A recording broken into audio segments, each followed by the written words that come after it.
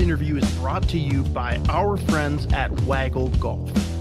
Waggle Golf believes what you wear on the course should reflect your individuality, who you are, where you're from, your hobbies, interests, and passions. All the stuff that makes you, well, you. That's why every design is inspired by the desire to create a piece of apparel that strikes a chord when you see it. That makes you say, wow, that was made for me. Because in a lot of ways, it was. Ready to get your waggle on? Go to getyourwaggleon.com, throw in promo code SP10 at checkout to take 10% off your entire order.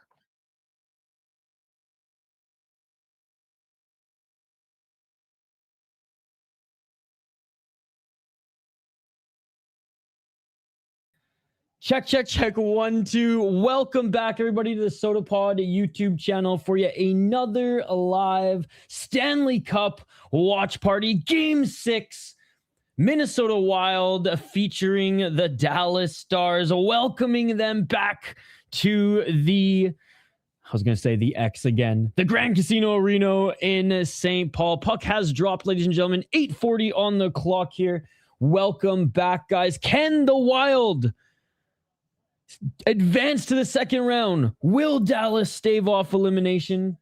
We'll have those answers here tonight, ladies and gentlemen. Wild already pushing here, so let's turn our attention back to the commentary and live stream here. Good to see you, Urban. Good to see you, Sean. Good to see everybody here in the live chat. Appreciate you. Just called the Grand. It's easier. Absolutely not, Dave. Absolutely not. Are you not going to stream MMA tonight? Just curious. No, Hockey from Home. Why would I stream MMA when the Minnesota Wild are playing the Dallas Stars? What is up, Mystic? Good to see you. I think the Stars win the next 2 games, and then Minnesota moves to Houston. Should have to shave your head for being late. I wasn't late. I was on time. 7:54. If I shave my head, then I'm 100% not going to survive living here any longer. 17:40. A little stubble and it's done. 17:40. This at least helps me blend. 17:26 in the Wild. Breakout. Quinn Hughes up through center. Foligno to center. Can't get that shot off. Battling in the corner. And Sturm, by the way, on this fourth line with the Folignos. Wally for Vezina.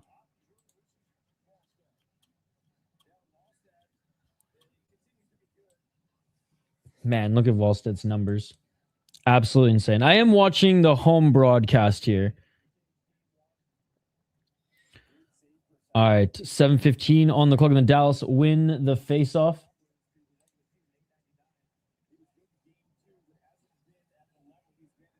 Wally for Smythe. Still a lot of playoff hockey to be played if that's the case. And the Stars send this one in, and they're offside. Already 4 minutes into the period here. Wild haven't recorded a shot yet. Dallas only one. I imagine another tight checking game, just like a 2, 3, 4, and 5. What is up, Hockey from Home?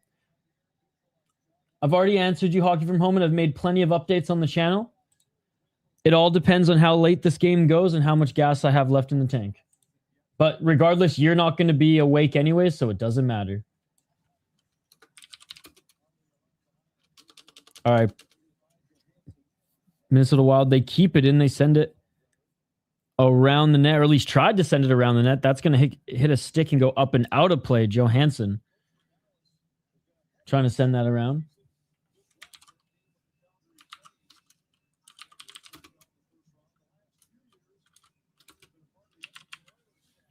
Also vote in the poll question, who do you think is going to score first?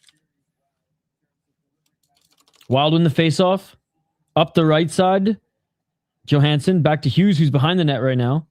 Hughes skates around, sent it to Faber, but Faber couldn't hold the line. Favor to Boldy. Boldy dumps it in.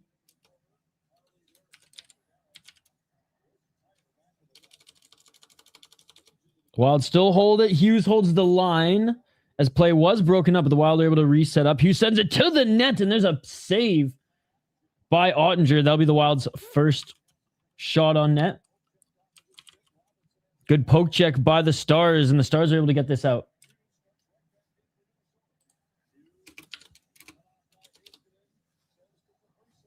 Oh, Kaprizov unable to get that shot off. Robertson busy defensively tonight. And the Dallas Stars finally get it through center and send it down into the Wild zone.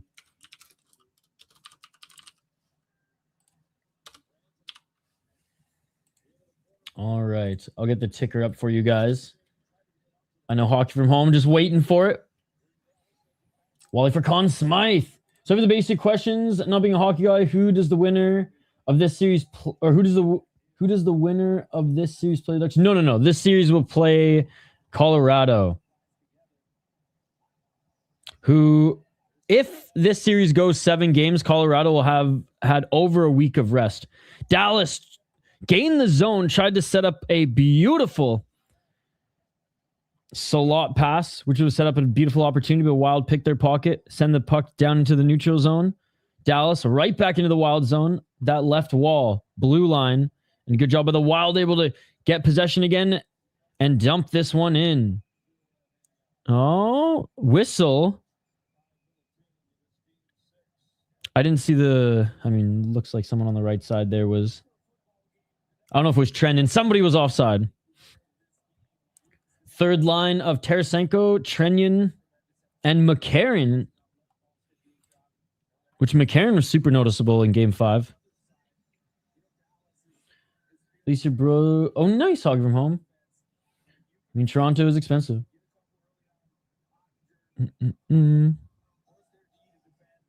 Hey, it is what it is, Dave. It is what it is. Beggars can't be choosers, right, buddy? Beggars can't be choosers.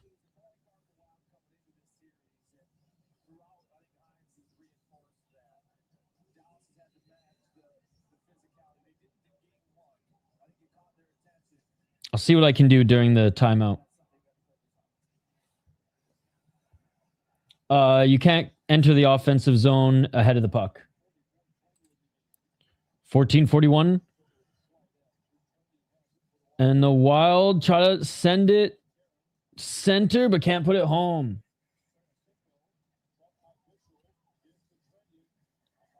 Still attacking here, the Wild. They've had such a good forecheck early. And I'm just talking about how this third line has been doing such a good job.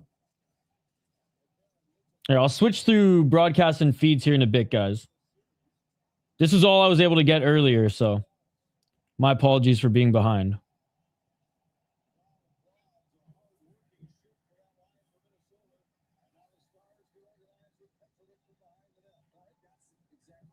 Man, this forecheck is so good. You said TNT is the better? Oh, shit, and there's the goal. Let's go, baby. Let's go. The puck movement was beautiful. See you later, Hockey from Home. See you later. Dude, that was awesome. Oh, my goodness. Oh, my God. And the Wild strike first, ladies and gentlemen.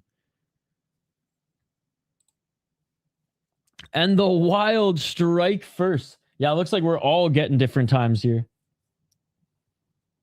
Unbelievable.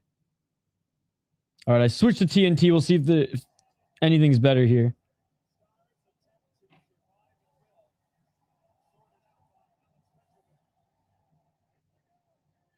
Wow.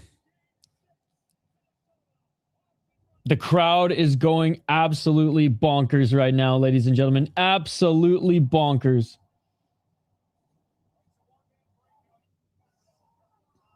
Insane. Anyways, back to action here. 13. Oh, wait, what is going on? 12:30. Wait, my shit's all messed up right here. Oh, sorry, guys. I shouldn't have changed it, Dave. You got me all frazzled. And I started sifting through other ones. This is not going to work. My apologies, guys. We'll get back to the live commentary here in a second. I should have just stuck with what was working.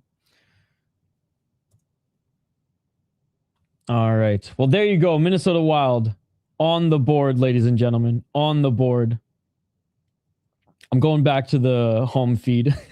I'm going back to the home feed. If I'm a little behind, guys, you're just going to have to deal with it. All right. 12:30, because, yeah, I switched over to the TNT broadcast, and it was choppy as hell. It was freaking out, and, yeah, I'd rather be a little bit behind and be able to watch the game and give whoever can't watch some updates. All right. All good, guys. All good. All right. I'm at 12:25 now. My apologies if I'm behind you guys, but it is what it is. We'll still enjoy these moments together. And for those who can't watch, I got you with the commentary. Dallas was up, or got the first shot of the game. And Minnesota now 4 shots on net with a goal. A beautiful one from Quinn Hughes. But Heiskanen now looking for some revenge from the blue line as he fires a shot in. That goes left and wide. No, spoil as much as you want. It's all good, buddy. It's all good. I'll wait for it to happen on my screen, as the live scoring here will change. Will change as well. We've had pretty good luck throughout the playoffs of being in sync, but yeah, I don't know what was going on there. But 12:01 in the first period. It seemed like it was back and forth play. Again, gaining the zone, losing the puck. Back the other way, gaining the zone, losing the puck. Good defense on the boards. And then the Wild start to get a little bit of momentum and puck movement in the offensive zone. And Quinn Hughes, a little open ice, shows that he's actually got a little bit of a shot there as well. Hey, what's up, Tanner? What's up? Good to see you. Good to see you. Right off the hop, too. Right off the hop. I'm noticing short shifts except when we pin them. Let's go. Hey, what's up? Sandrock. Part of me wants the Wild to win tonight, but the other part of me wants them, Dallas, to take it to 7 so they can continue to beat the crap out of each other. You just want a tired team to play your Avs. Sounds good, Hoggy from home. Good to see you, Tanner. Good to see everyone here. Tanner, Dave, Urban, Chris, Mystic, Hockey from home, Viking, Wild, Wolves. Wolves are playing tonight too, right? Sean is here as well. It's not only a packed house at the X, it's a packed house in the chat here. We're still in TV timeout, by the way. And again, don't worry about spoiling anything with me. This live score will change regardless. Let's go Nuggets. Like I said, I've been pretty lucky up until, I guess, tonight, being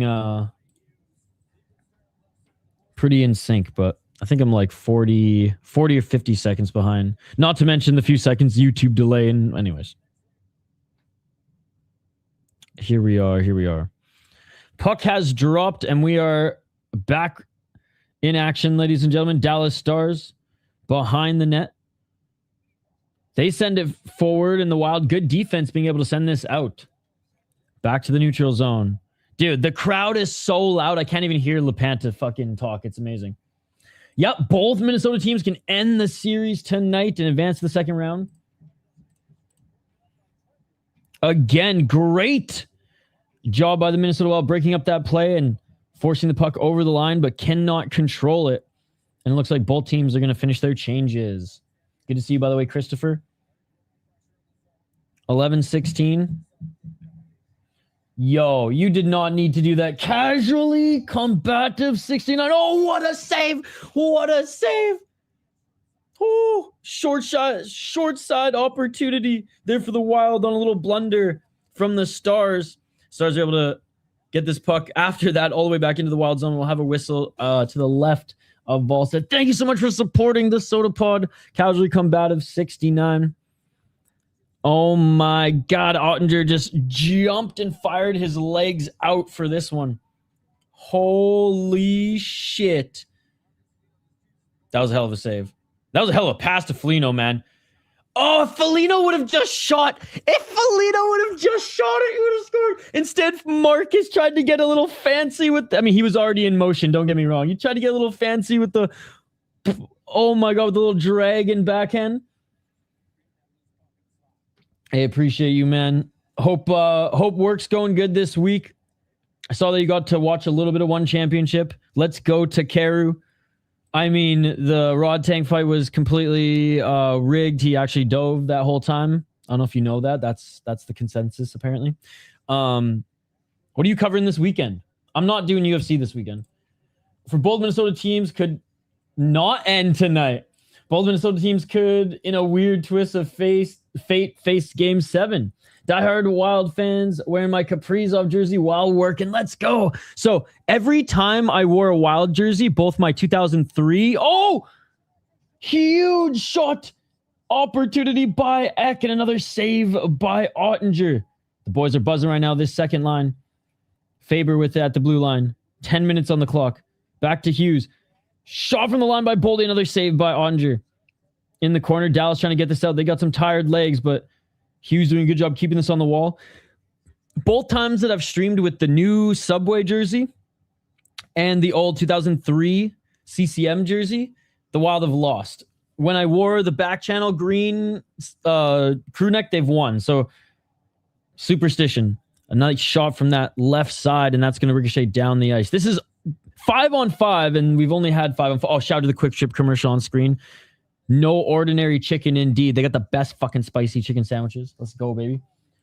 On my way to a Japanese steakhouse for my birthday. Have a good stream play. Hey, happy birthday. Let's go, dude. Happy birthday, man. Enjoy it. Send me my... No, I will. And I'll send you a little extra something for your birthday, too. Shout out to my homie here, Casually Combative. Enjoy dinner. Enjoy your birthday.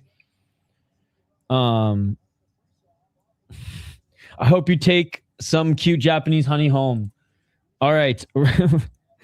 8:58. What's up, dude? Dallas keeps playing this bad. It's going to be an easy win. Nah, dude. The Wild are actually going to lose hot takes, and they're going to sell the team. They're going to sell the team and trade Kaprizov. Wearing my regular Kaprizov jersey, and they have wore my retro Kaprizov, and they lost. Hey. Literally, it's Casually Combative's birthday, and he sent us $1. Shout out to him. Dallas had a tough time getting this puck out of their zone. Finally sent it down the length of the ice. Middleton playing with Spurgeon again, which again, this team having depth sucks to lose Brodin day to day. He's got like a fracture or something.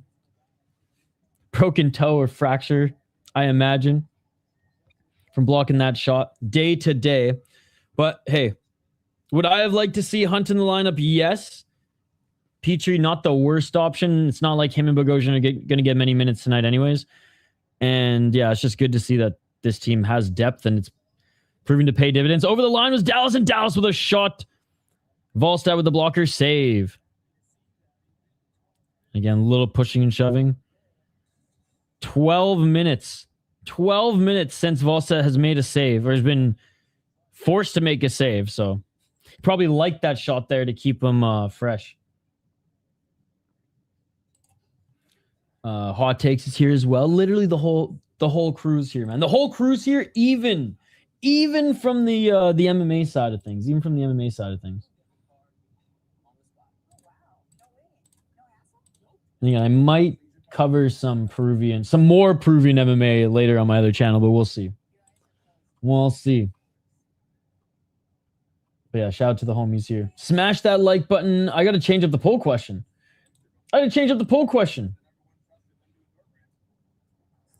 Urban was here, by the way, so early. He was rightfully so giving me shit for being late. Even though I wasn't late. I didn't start at the top of the hour. I guess the bottom of the hour. I didn't start at the 6:30. I started at 6:40, but that's when the puck was supposed to drop, okay? All right. I'm closing the poll question. We're going to get another one up. By the way, we got a lot of great content and teaser content to play for you guys between the periods as well. Obviously, we'll take your comments until it kind of dries up, and then. What's my feeling about actual boxing? I'm fine. I like boxing. I like Muay Thai, kickboxing, MMA more than boxing because there's more tools for the fight, and I enjoy that more. But boxing, it is like stupidly corrupt, and there's so many robberies, and I don't use that word lightly because I think MMA fans are watering down what that word actually means in combat sports. But like, I'm getting up / staying up for the Inoue fight. I think Inoue is like my favorite boxer right now. Navarrete is one of my favorites. Lomachenko before he retired, I always watch. So, Mbili right now is really good. Usyk, obviously. Big Bang Zhang. So like, there's a handful that I really love to watch, and I like won't really miss their fights. But I don't really follow the rest of it because it's just corrupt as fuck. More so than corrupt. I mean, all combat sports is corrupt, but I feel like boxing is on another level. All right, we're back at it, ladies and gentlemen. I got FanDuel broadcast up now, way better than TNT. It's actually clear. I think we're on the same wavelength, if you catch my drift. 7:30. And a nice hit in the neutral zone. The Wild backhand this in. Boxing died with Mike Tyson officially retired. That's what my dad says too. Dallas has not scored a 5-on-5 goal in now over 200 minutes. I'll say this though, Dave. The best boxing is in Japan. Because they just see fighting a different way than the rest of the world. Mexico, to a certain degree, is pretty good too. Mexico, they have a good balance of beating the shit out of each other and clinching. The United States, like, honestly, a lot of the U.S. boxers are not great. The Russian boxers who go to Canada at least are okay. They don't just clinch. They'll fight a little bit. But in Japan, man, you'll never see them clinch. They'll only clinch if they're on, like, near death. It's crazy. Because they want to put on a show. They want to bring honor to the fight game, and it's awesome. So I wake up / stay up stupidly late for Japanese boxing combat sports. Because it is better. Even in MMA. Quinn Hughes at the blue line. I'd rather watch the Japanese stuff. Shot, that's blocked. Quinn Hughes got it back in the corner. Hughes just weaving tonight. Cubans are great too. Yep. I don't watch enough of them, but I love all Cuban martial art athletes. Juice to the gills, and honestly, keep feeding them it. Oh, backhand opportunity, but whiffed on that one. Ottinger was out of position. This puck's going to go down the length of the ice, and Quinn Hughes, who doesn't even look tired after playing a full shift, is bringing this back up the ice. He sends it to Kaprizov. Kaprizov in front of the net. Unable to put it home was Hartman. I hope they can keep this pace all three. They're doing a good job of shuffling all the lines, so. Oh! Dallas finally throwing the body around a little bit. Big, clean hit, baby. Boom! Right at center. Zuccarello, unable to hold it. He flopped. The people steroids. Oh! Shot by Sturm! And I just saw him go down. And we get a whistle off that? Really? It was like a shot and hit. He like hit him as he was shooting. Marcus Foligno. I don't think he's gonna. Is he gonna get a penalty? It doesn't look like he's gonna get a penalty. Let's see. Rantanen went down. The officials are confirming. I love how Spurgeon, honestly, because he's like small too, right? Oh yeah, let's go. Hines fucking dive. Hines is going fucking dive. I love that. He flopped. I read it. I literally had it on screen. I love how Hines said it as well. Yeah, I was gonna say that wasn't like a crazy ass hit. It was almost like he braced as he ran into him after the shot. Okay, I'm looking at it here again.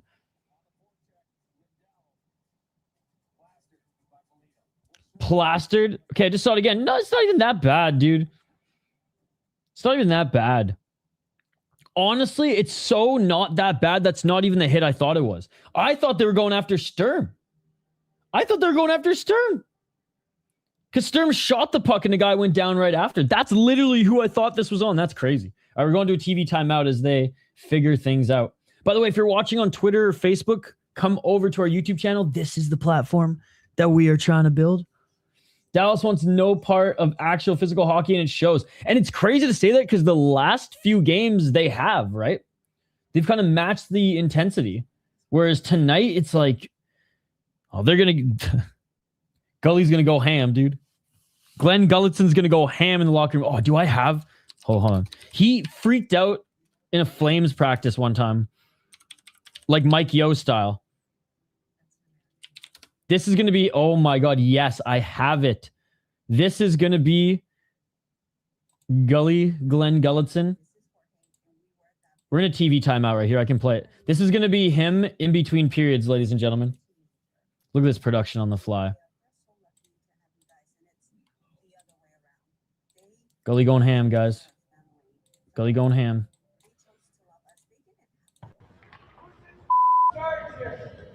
Went down the tunnel. No penalty called. Good. It was a fucking clean hit.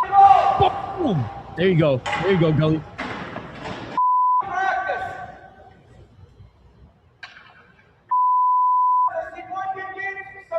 All right, he goes down the tunnel, so no diving call. I'm keeping that open, by the way. I'm keeping that Gully clip open. Because we may need to play it again before the third period. Rantanen, head hit the ice, concussion protocol. Down the tunnel, there's a shouting match with someone on the Dallas bench. Okay, so it is, yeah. They're probably just like, we got to check you out quick, bud. You know, Dallas was told the Wild would come out with energy, so they will embellish. Dallas, yeah, I read that already. 5 minutes and 3 seconds on the clock. Wow, this period has gone by fast, ladies and gentlemen. Not a lot of whistles, though. We had our first TV timeout after the goal at the 12-minute mark. Hughes slows things down right up through center, and they send this down into the corner. The Foligno line up and on the ice again, battling behind the net. Dallas gets it back. Sturm now racing to get the puck from his man. Dallas sends it in the corner. Can't send it around. Bogosian, tread lightly here. Tread lightly here. Bogosian battling for it in the corner, loses it. And puck is sent back around the ice. Shot, that goes right and wide. And up into the corner. And Marcus Foligno, a hit on him now. Now he's yapping. He's yapping and yelling. The ref's like, all right, bud, all right. Dallas can't handle the Wild 5-on-5 in any way. They're trying to get a penalty every time the hitters take a run. Hey, when you're on the brink of elimination, when you're trying to stave off elimination, love how we only use stave around this time of year. Boom! What a hit, man. Foligno is absolutely treating every player like a freaking bowling pin. Two massive hits. And I love how he's yapping to other players, not even the ones that he's hitting. 4-16. Dallas wins the faceoff, but can't hold the puck in the zone. They're going to have to reset.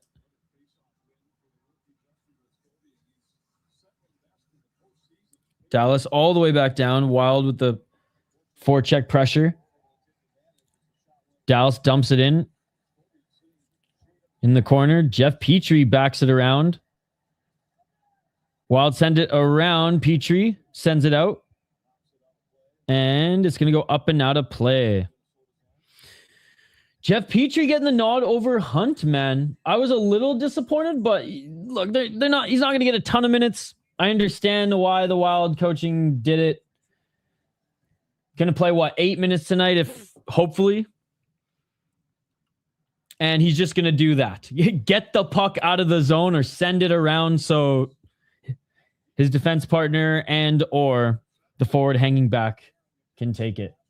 Ref not calling anything so far. I don't think anything's been too dirty so far, to be honest. But you're right. They may have been calling some of this stuff in the first game.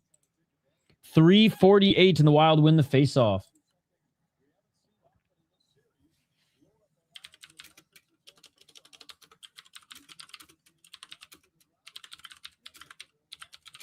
Wild unable to hold possession. Dallas get it back. Backhand it up through center.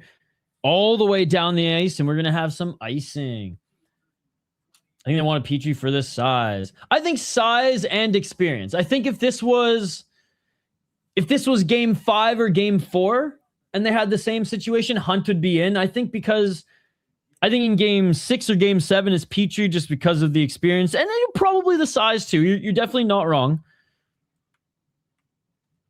My initial thought was experience-wise, you know exactly what you're going to get. He's not going to do a little bit. He's not going to do too much or more. Not to say that Hunt would be inclined to do it anyways in an important game like this, but it's just typical old school, not even old school, just typical NHL coaching to do this. Whether it's right, wrong, or you agree with it. If they win the game, then no qualms from me. Wild send this back in as they won the faceoff. Got forced into the neutral zone, but they regained the zone, battling in the corner. Tough battle there. Eriksson Ekto gets it and sends it back to the blue line. Can the Wild hold? Quinn Hughes gets it at center. As a Canucks fan, I hate the Ducks. Yo, what's up, JL? Good to see you, buddy. Hope all is well. What series have you been following the most? You've just been watching all of it. If this gets out of hand in some way, it could get ugly. We'll see in the third period. But I don't like Edmonton. I'm caught in the middle. I definitely like Calgary more than Edmonton. 2:36. Opportunity for the Wild, but good job by Ottinger covering that one up, and we're going to have a whistle.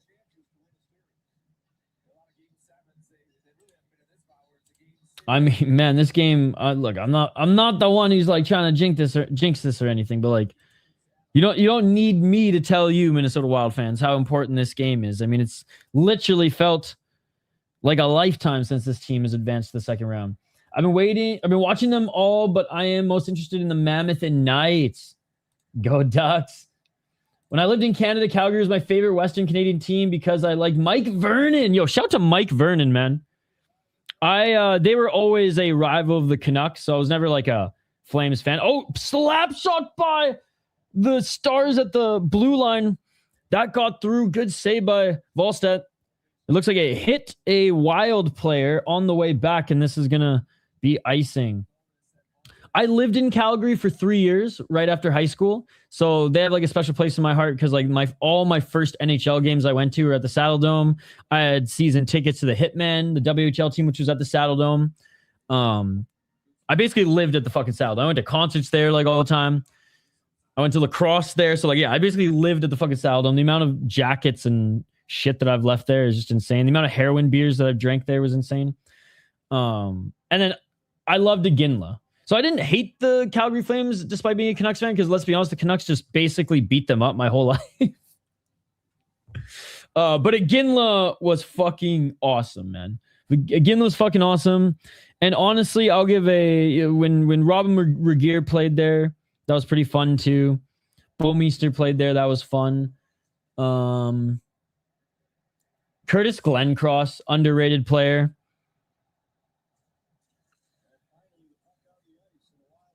All right, 2 minutes in the Wild win the faceoff again. There's a hit from the Dallas Stars. Calgary's an underrated Canadian city. 2 minutes. We're going to have another whistle in the Dallas zone. Faceoff here in the Dallas zone. Not a lot of whistles in the first half of the period. Went by so quick. A little choppy now. Mike Vernon, what a fucking name, dude. One of my favorite radio hosts in Vancouver, or on Vancouver radio, BC radio. Mike Vernon's one of his favorite guys. So he talked about him so much growing up.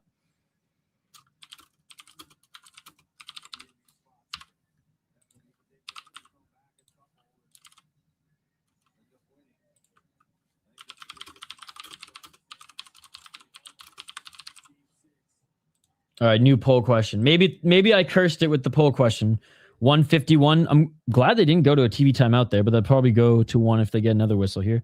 Quinn Hughes, Faber, who seemed like they've been playing every single minute tonight so far, able to get this one into the Dallas zone. Dallas retrieves it, backhand around, and it's going to go all the way back down the length of the ice. Faber recovers, backhands it up, but cross-check up after the play. Ref didn't see that, or maybe they just did put the whistles away. Best stand-up goalie of all time. Dude, you're probably right.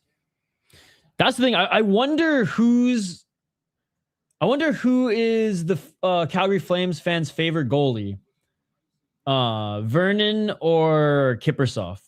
I was lucky enough to see Kiprusoff play live a few times before he retired, because I think he played his last 2 seasons during the 3 years I lived there. Dude, he was such a beauty. The smoking section for fans was right above like one of the rooms or one of the doors to like the hallway locker rooms. And they had a special little like carpet area so he could walk out with his skates and he could smoke darts. This was like in 2012. He could smoke darts still. And every now and then I'd look over the balcony. It's just Kiprusoff in all his gear except for his helmet and gloves, just smoking darts between periods. It was amazing. 53 seconds remaining. Dallas with a big hit in the corner on the Wild, but they get the puck and get over the blue line. Dallas gets possession back. They send it back to the neutral zone. Dallas, all they've been able to do is just regain the puck and send it down. Regain the puck and send it down. They've not been entering the zone or gaining possession back at all. This period has been one of the most dominant periods for the Minnesota Wild that we've seen since game 1. Wally's amazing right now. Trying to get the Wild's hopes up with all that pull. Don't jinx it. 2015 was the last time Wild got past the first round. Otter versus Wild, right?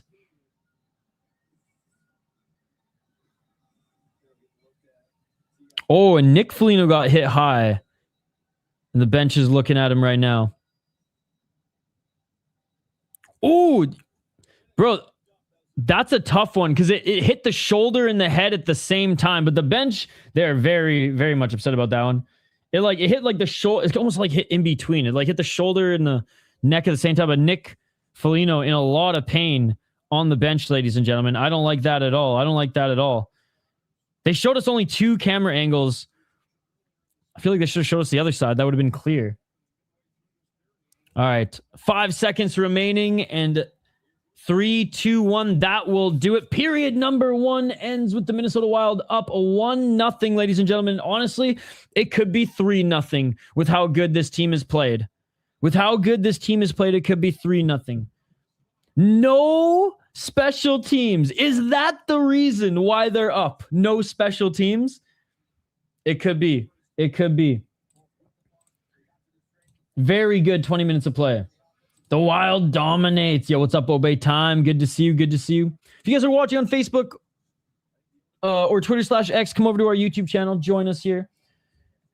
That better not send Marcus on a tailspin. Yeah, they're probably like, breathe. Breathe, Marcus. Breathe. Honestly, I think Hines doesn't really have much to say to them between periods. I think Glenn Gulletson, he's got a lot to say. And we're going to watch the clip one more time here because why not? We have some time. We'll go over some of the stats in the period. We'll continue to take your guys' comments. And then we have a lot of content that we've been sharing on the SotaPod YouTube channel. So we'll preview a little bit of that as well during this break. But let's first go back to the Glenn Gulletson clip. Again, I had lived in Western Canada for a very long period of my life. I listened to Western Canadian sports radio. And so a lot of Flames, a lot of Canucks stuff. Glenn Gulletson used to be a coach of the Vancouver Canucks, and then he became coach of the Flames. So he just became like a big meme for us Western hockey fans for a long time. And this clip is so Mike Yo-esque. This is Glenn Gulletson, I imagine, between periods right now.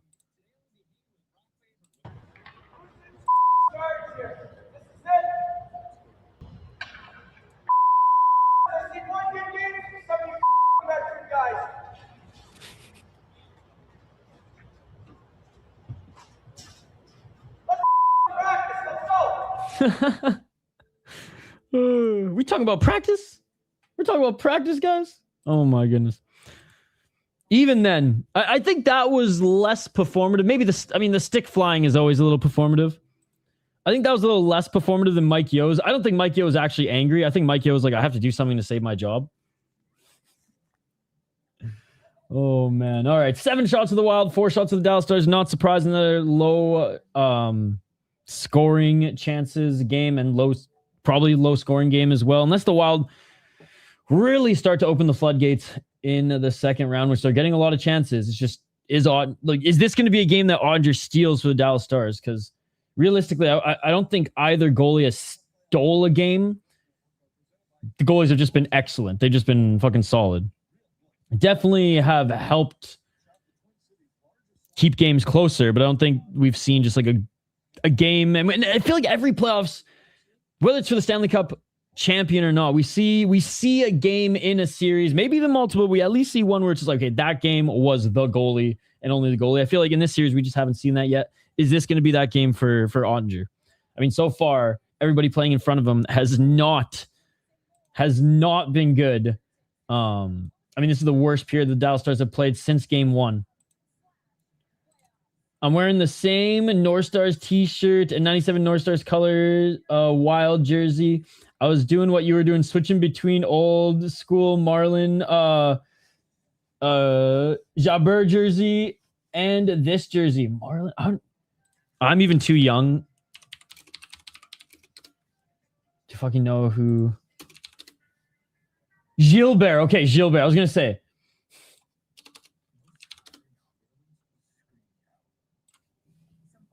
Dude, what a beauty. What a beauty.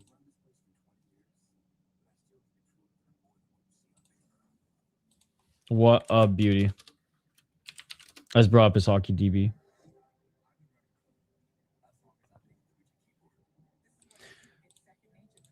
You know what's sweet, Dave, is a friend of mine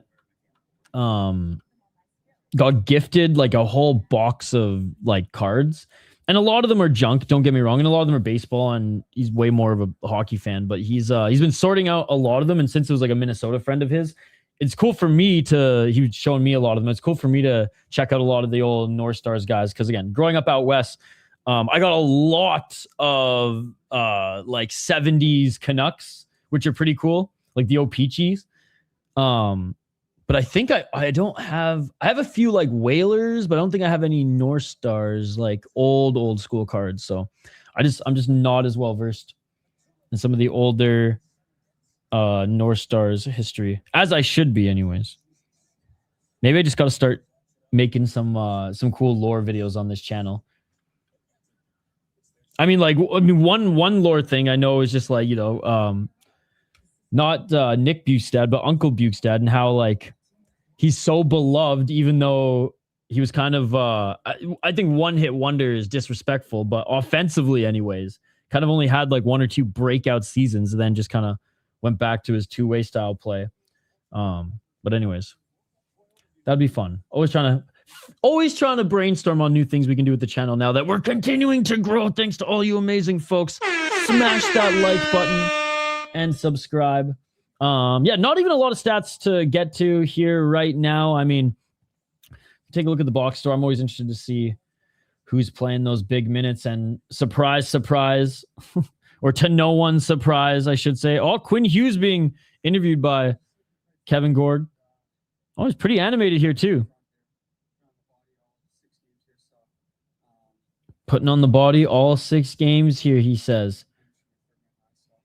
10 minutes for Hughes already. 9 for Faber. And then Bogosian, Middleton, Petrie, and Spurgeon all with 5.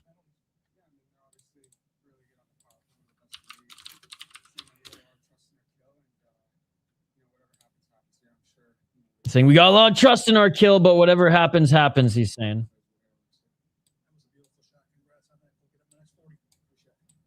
Speaking of Kevin Gord, by the way, we had him on the podcast. We had him on Fellowship of the Rink this week, ladies and gentlemen. I collected a lot of Upper Deck NHL cards, and for a buddy of mine's birthday, I gave him one whole page of the 2023 Minnesota team and PSA 10 Kaprizov card along with a Dazzle Rossi card. You gave him a PSA 10 Kaprizov card? That's amazing. That is amazing. That's super cool, man. I still have a lot of rookie cards. I'll show you guys after the break. I have a Brock Besser rookie, Upper Deck rookie, and portrait rookie that if he stays with the Canucks his whole career,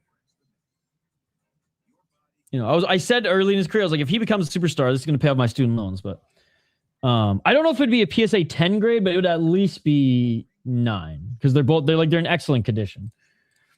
Wild and Wolves to the second round tonight. Let's go, Denial. Let's go. All right. I know we only got a few more minutes here, but I do want to leave you guys with at least a little bit of this, and we'll just continue it during the second break as well.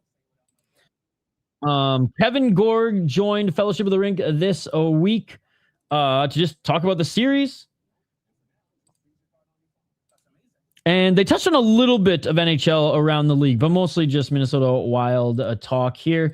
Great interview, great coverage. We'll be back in 5 minutes on the other side for second period coverage. Keep the comments coming. No worries, Dave. I have a hard time reading. I meant Gabrick jersey. I speak in phone and type. Sometimes I type, so I don't mean. No worries. Hey, shout to Gabrick. When Gabrick was with the Wild, that was my favorite like style of Wild jerseys. I think I do like just like the college style Minnesota one too, like the Prize era one. It's stupid expensive to get cards graded though.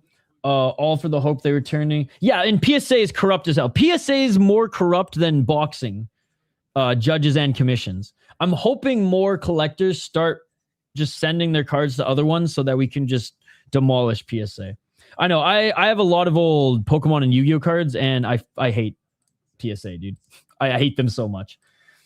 I am old enough to remember Lucky and Boper goalies, not to mention Dino the Dinosaur. I am familiar with Dino as I've watched a lot of his just tape and YouTube highlights.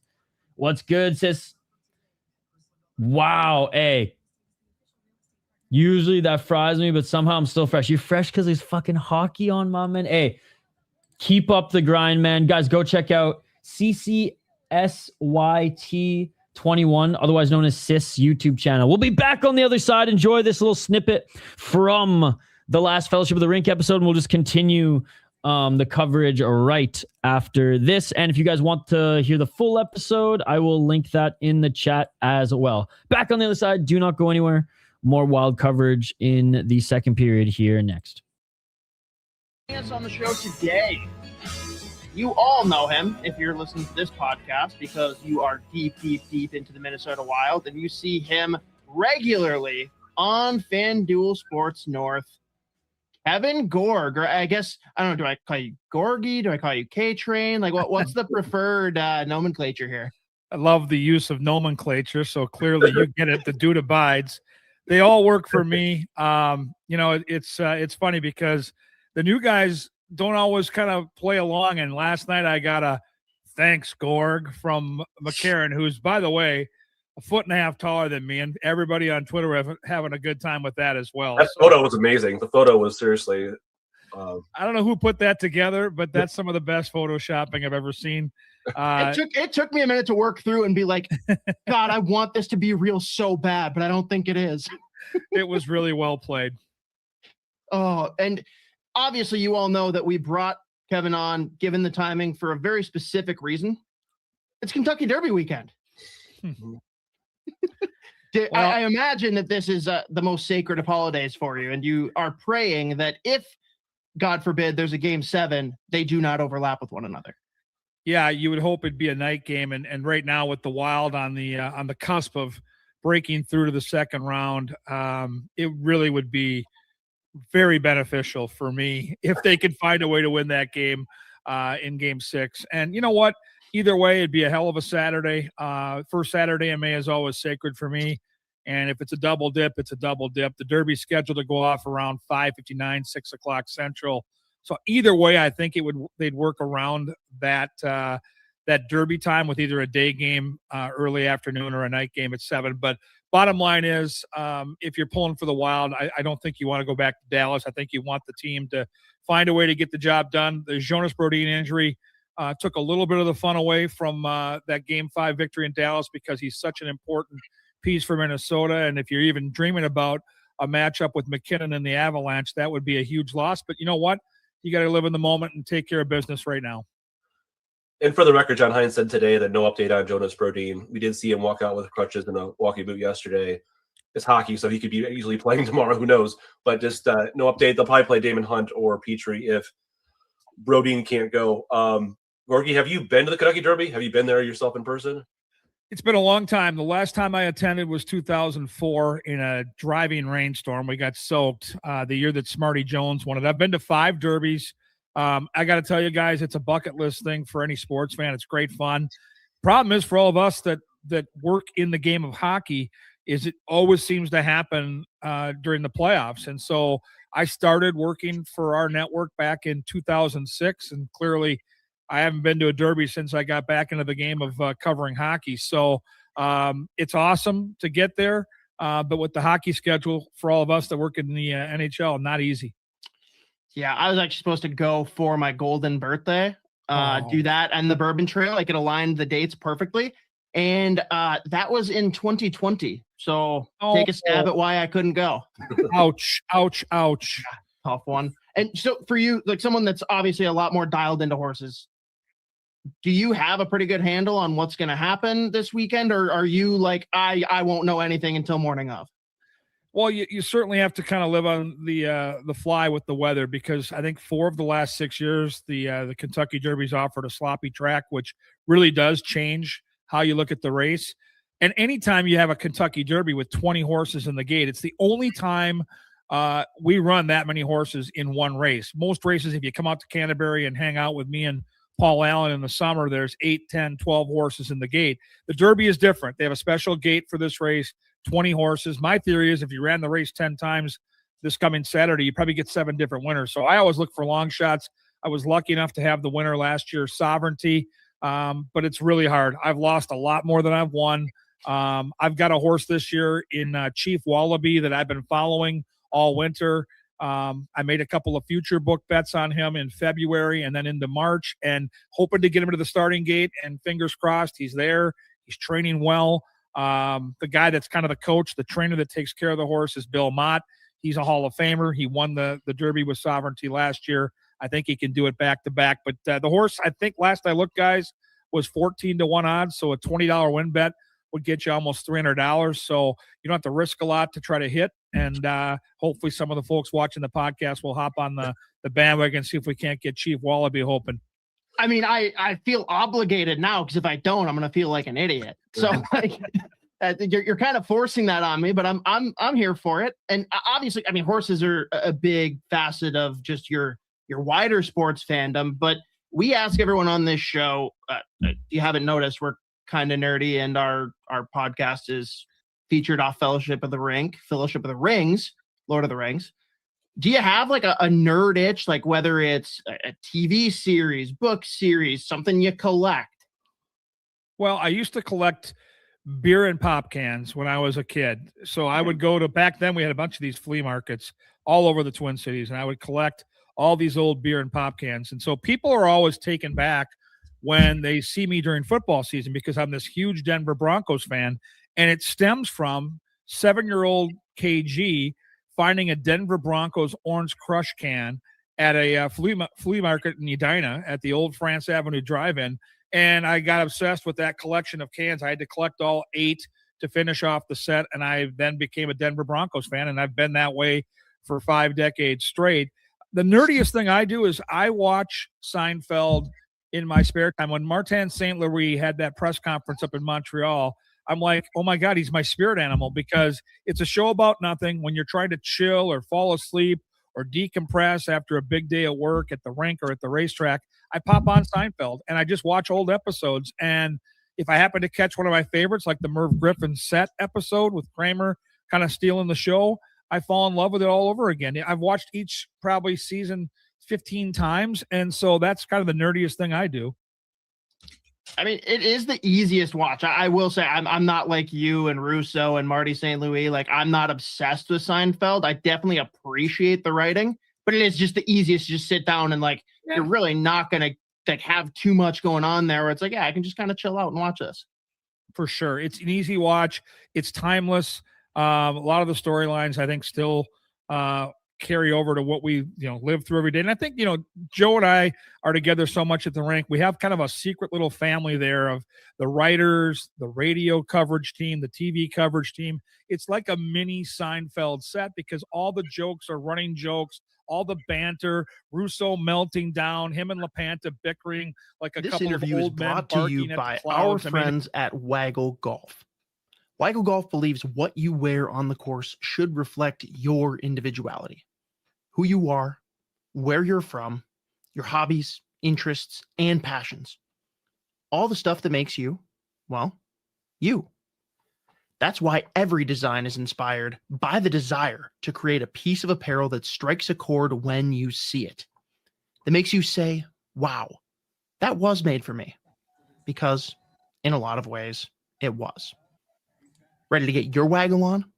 Go to getyourwaggleon.com, throw in promo code SP10 at checkout to take 10% off your entire order. And we are back live here on the Sota Pod YouTube channel for more game coverage here of Game 6 of the Minnesota Wild and Dallas series. Dallas looking to stave off elimination. The Wild looking to finally get past the first round of the Stanley Cup playoffs. The Wild opened up the scoring 1-0 with a goal from Quinn Hughes. And honestly, there have been no special teams. There have been no power plays. There have been no penalty kills. And 5-on-5 hockey, the Minnesota Wild have been dominating. Shot 7-4. Again, not a high scoring nor high scoring chance game, just like game 2, 3, and 4. But what was different in this first period anyways was it reminded me a lot like game 1. Not as many goals, not as many scoring opportunities, but just dominance and forcing the Stars to have to dump and chase way too much. Stars starting off well this period, though. Nice shot by Heiskanen at the blue line, causing Wallstedt to make a save. We'll get back to the Kevin Gorg interview in the second intermission. We'll go just right to some of the Wild talk there. Just wanted to play a little bit of just the opening segment as he was just super down to talk about everything and anything the boys threw at him there. His nerd itches, the freaking Kentucky Derby, the whole 9 yards. It was an awesome interview.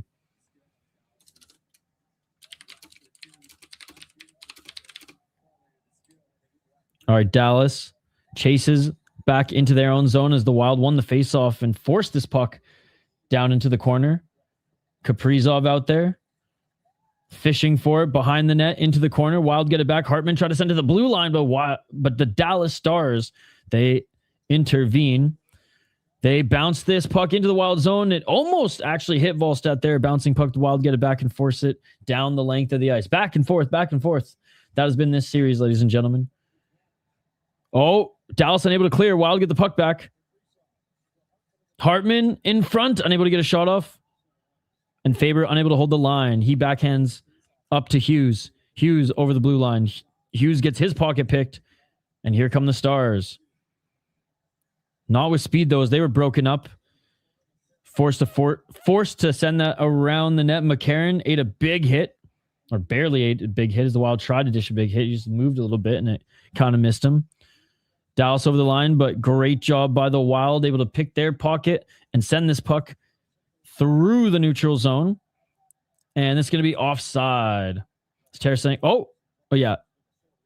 Oh, no, we're going to have a penalty. I thought it was offside. We're going to have a penalty on the Minnesota Wild.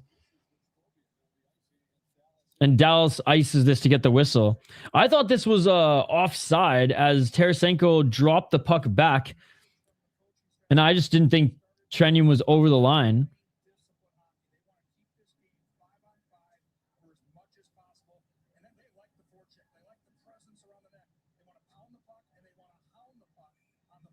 Wait, what is going on here?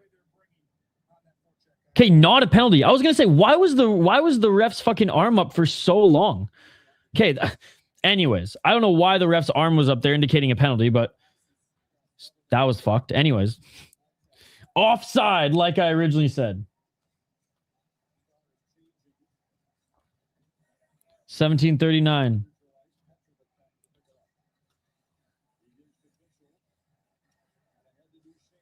17:30. Dallas up through center. Behind the net.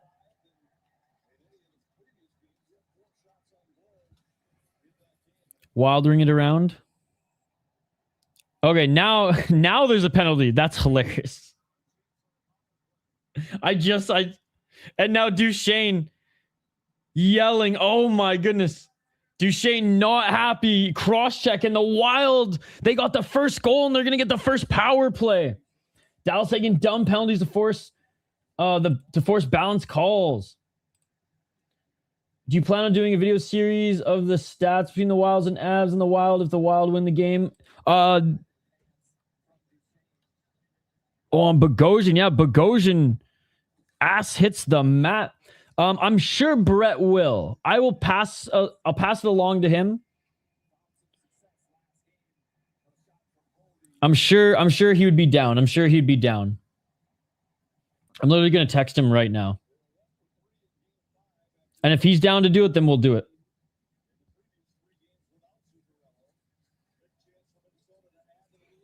All right. Wild on the power play.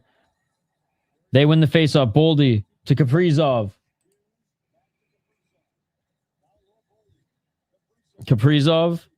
Boldy, shot, hits the side of the net. Wild still with it, though. Through the slot, unable to get that pass to Boldy, and Dallas gets the puck back to the neutral zone, and they send it back down the length of the ice.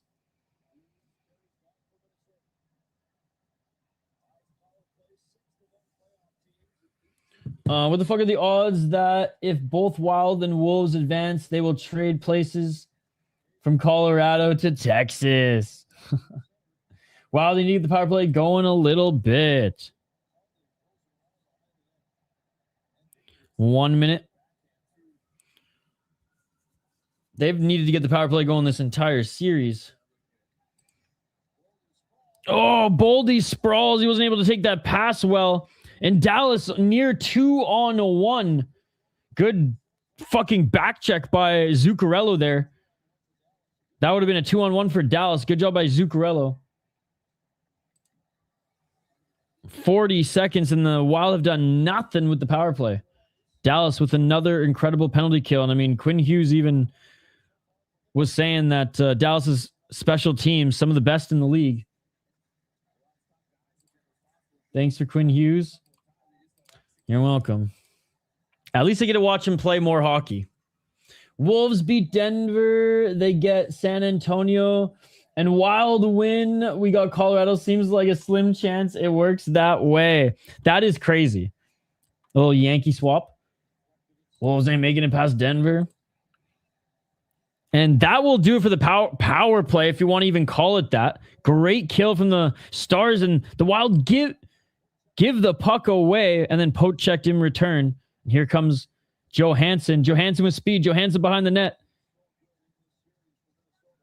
Johansson, blue line, pass, shot to Tarasenko. And that goes behind the net.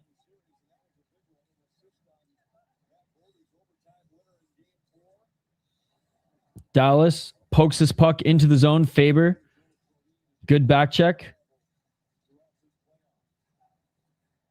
Dallas in the neutral zone. They send this back down the length of the ice.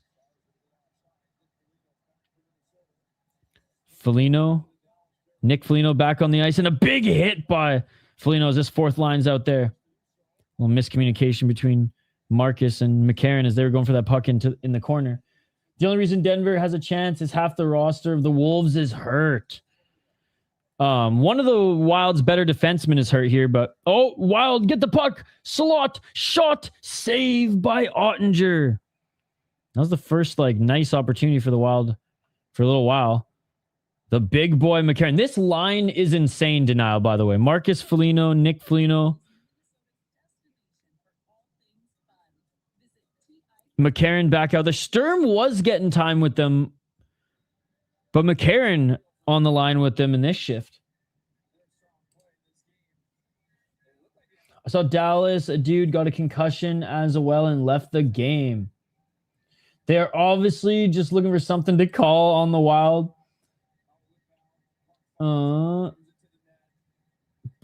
going off for 35. I don't even watch basketball. If they were allowed to fight, I'd watch it. And here's the interference call. And look at Faber's going, what? Faber, one of those with the high visors. I love it. Oh, no, it's on Trenyon. Why did the camera... I hate when they do that. The camera's literally panning to Faber the whole time. And I'm like, oh, it was on Faber here? Nope, on Trenyon. Yep. That was fucking weak. That was weak. I didn't even read Endless Bane's comment before I said weak. That was weak. I missed it. That's how weak it was. I missed it. I got to Hooper Kids, so I became a fan again to keep up. That's fair enough. I watched it in the late 90s and early 2000s with my dad, but I can't do it anymore. I can't. I'd rather watch the Lithuanian league. At least they fight in that league. And there's fireworks and shit. When like the players walk out and when they score, it's nuts. It's like the Pride FC of basketball. They got like orchestras and shit playing in the background. Robertson scares me on the power play. Dude, Dallas has one of the best power plays in the league, and they've been absolutely dominating the Wild on the power play for most of the series. Not in game 1 and game 5. Dallas with a shot. Nice block shot by Middleton. Middleton, by the way, has been excellent this entire series. Oh, and that hurt him. He's saying, get me back to the bench. He had a good poker face. He didn't show a lot of pain on that face, but he skated all the way back to the bench. Serbia's the same way where Denver's MVP came from. Yes. Man, that was scary. But again, just to comment on Middleton, he hasn't been playing a lot of minutes for the Wild, especially when he was playing on the third pairing. Obviously going to be getting a lot more minutes here tonight, and has been getting a lot more minutes here tonight so far with Spurgeon. And the Dallas Stars score. Oh my goodness. Damn. I mean, is it like Murphy's Law, right? If it can happen, it will happen. If the Dallas Stars get a fucking power play, they will score, and the Dallas Stars tie this one up. It was a nice shot. Tic-tac-toe passing to lead up to that shot. And just honestly, not enough pressure in front of the man there. Wicked passing sequence there, but just not a lot of pressure on their man. Hey, what's up, Buckeye? Damn, they need the power play to score, and they did. So why does the PK suck so bad? Both special teams. All right, and we have a tie game. Nearly halfway through the second period. And the Dallas Stars tie this one up. Time for Bogo to retire. Yeah, I just was not on the man there. Bogo's like the one of the bubble hockey man. Yeah, I mean, this season was not as bad as last season, but again, he had like limited minutes and just wasn't put in positions where he could really burn this team. And I don't like him on the penalty kill. Regular season Wild killed the power play, but that shit is missing in this series. And it's also because Dallas's power play is so damn good. Last time the Wild got past the first round, American Pharaoh won the Triple Crown in 2015. That's my Mild. They're going to sell the team. Kaprizov's going to be traded.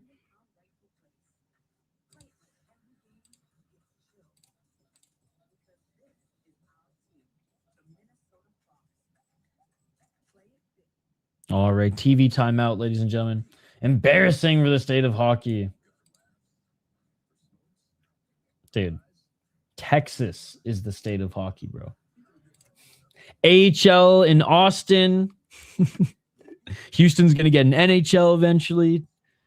Dallas has the Stars.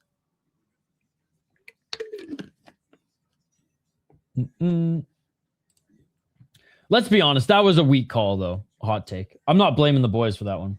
Florida is, yeah, right? Both teams are plus money to score one more goal this period. Who's more likely to score? I would say the Wild, but it's hard to tell right now because the Dallas just scored, and I kind of have to see like who's gonna regain momentum, or if the Wild are gonna regain momentum, or if this is gonna be what the Stars need to put the pedal to the metal. I'd say give it a minute or two.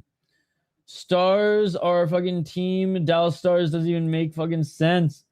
Can the Wild power play finally start scoring to be a complete team? Actually, right? We thought that Zuccarello coming back would help, and it helped a little bit in Game 5, but no success here on the power play in Game 6. A nice save by Wallstedt.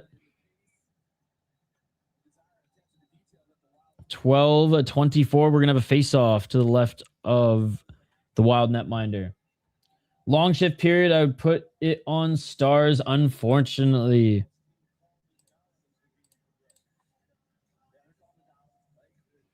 Dallas South Stars. Yeah. Literally took the name. Gus would have closed Game 6. Yeah, Gustin has nothing to do with this. Minnesota North Stars, genius. Should be the Texas Gas. 12-12. Dallas doing a good job cycling. They get pressured. The man gets pushed just outside the line, but he's able to keep the puck in up the left side. Center, past the top of the circle, back to the blue line. Shot, that gets through. But knocks it out of the air, right side. Short side, shot doesn't get through again. Wallstedt pinching that right post. Back to the blue line, Dallas. Heiskanen can't backhand it into the corner. Wild pressuring, shot goes in. That's deflected right. Eck trying to bat this away. He's fighting on the wall. Puck goes back behind the net. All right, Dallas has the momentum. What'd I say, sis? And Dallas tries to pass back to the blue line, and this puck goes all the way down the length of the ice. The Wild were able to get a change. The Dallas Lone Stars. Minnesota Wild seemed like they couldn't agree on which other woodland creature to use for Minnesota Pro Team, so they said, fuck it, all of them. Well, that's the thing. We've interviewed some like college players from Minnesota who didn't even know it was a bear or who didn't see the North Star until we pointed it out. And they're like, oh my God, that's crazy. The Dallas Stolen Star. Dude, this team has been and is a horrible team. They're going to move next year. Kaprizov is going to be sold. You know this, brother. You know this. Not sold, traded. Or maybe sold. Maybe bought out. 10:45. Puck up the right side. Zuccarello tried to get back to Kaprizov in the slot, but he's checked. Zuccarello in the corner. He gets checked to the ground, but shot from the blue line. That gets through. It bounces back to the other side. Up the wall. And this puck's going to hit a stick and go up and out of play. Stolen Valstar. There you go. Exactly that. There you go. The Vikings almost went to San Antonio when Reed McCombs owned them. Could you imagine San Antonio Vikings and the Dallas Stars? Oh my goodness.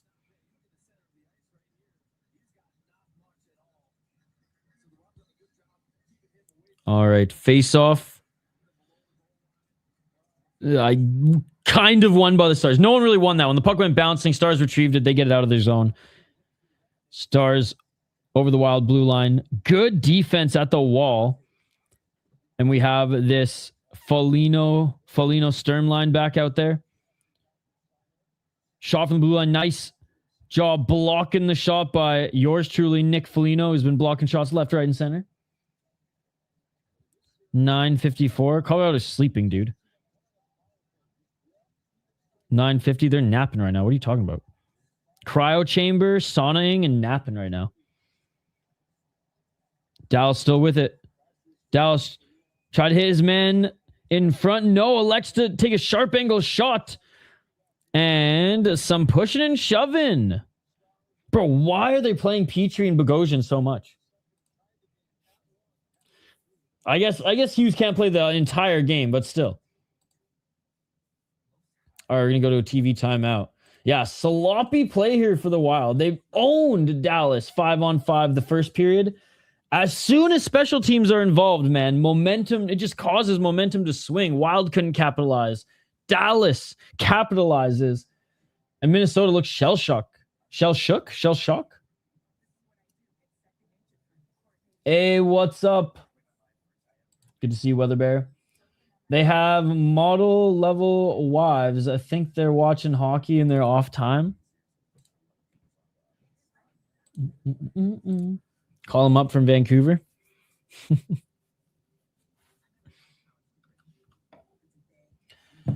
All right, shots 10 for the Wild, 9 for the Stars. They got all the momentum right now, ladies and gentlemen. And Murphy's Law, Stars Law, if they have the power play, they will score.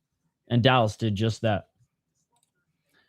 Gonna sweep or win in 5, especially after being arrested. You think the Avs are gonna sweep? I don't think they... I think if the Avs win the series, it's not going to be via sweep. At worst, at worst for the Wild, 5 games. At worst for the Stars, 5 games. And, I mean, maybe the Stars... I mean, not even the Stars. I think the Stars even win 1. I know the Stars are more banged up than the Wild, but...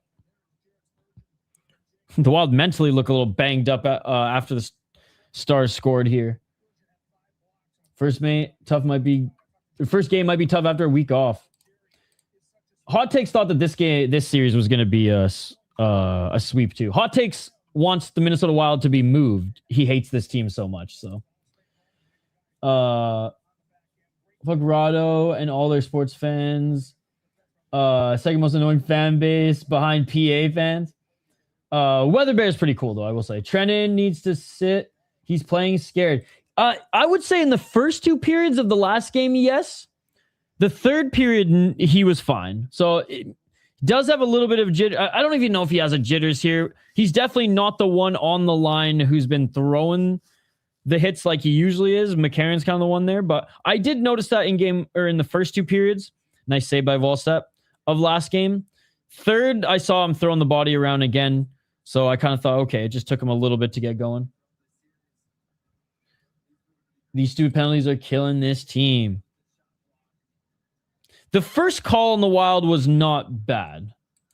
Or, sorry, it wasn't on the Wild, I should say. That one was just a soft call overall. Philly and Denver. So good. All right, 9:29. Wild get the puck over the Dallas Stars zone. Or over the line into Dallas Stars zone. Eck. One-on-one battle in the corner. Boldy can't come away with his. Robertson gets into the neutral zone.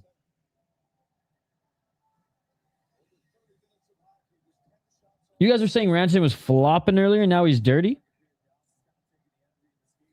9:03. I like Rantanen's game. Hard-nosed player with a lot of skill. Dallas comes back in. Rantanen with it. Speaking of, shot. Saved by Volstep. Puck settled down. Wild players get tangled at center. And Dallas still can't get it back. There's a man in front of the net. A lone star. Can't get the puck. Quinn Hughes has it in the corner. Takes a big hit. Dallas able to hold the line. And the Wild already kind of committed to the neutral zone. Volstep with a nice pad save. Great opportunity from the Dallas Stars. Wild finally able to get it out. Boldy with a nice push and shove on his way back to the bench.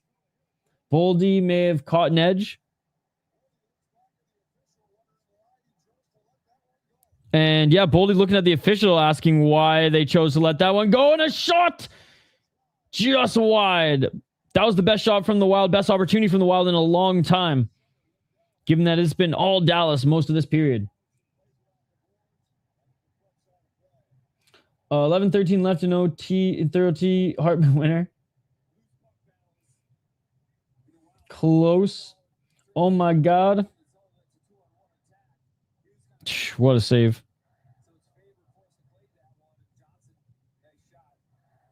I mean, yeah, that's come on, Boldy. Boldy was a little off balance, I'll give him that, but like that was just a little shove. I'm perfectly fine with the refs not calling that. I am perfectly fine with the refs not calling that. If the refs are going to call that, then we have a fucked game on our hand. Battling in the neutral zone. Puck gets sent in. Behind the net. Hartman holds it. Hartman into the corner. Duchesne intercepts it. Ben just fucking flings it to the left. Nobody there. Puck trickles all the way down into the Wild zone. They retrieve it. Both these teams are on each other. Can just feel a long one coming. It's the motherfucking playoffs. Can we refuse this penalty and keep it as credit if we draw one later? 7:15. And Zuccarello's passed way too far for Spurgeon. But we are going to get a power play. Both these teams are already read that one.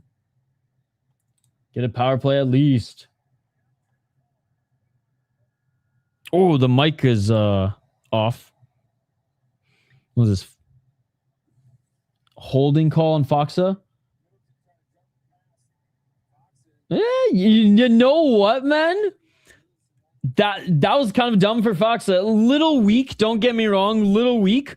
But Middleton was the one who got his arm in first to try to just push past him. If Foxa would have just let Middleton just get his arm between and then just kind of, ref, what is this? What is this? He might have been able to draw one. Instead, he takes it. All coaches are dressed like hockey coaches. Shit's official. It's going to be one of those games where only one player on the Wild shows up, a.k.a. Quinn Hughes. I think you're too hard on Wallstep. He's made some pretty good saves here in the second.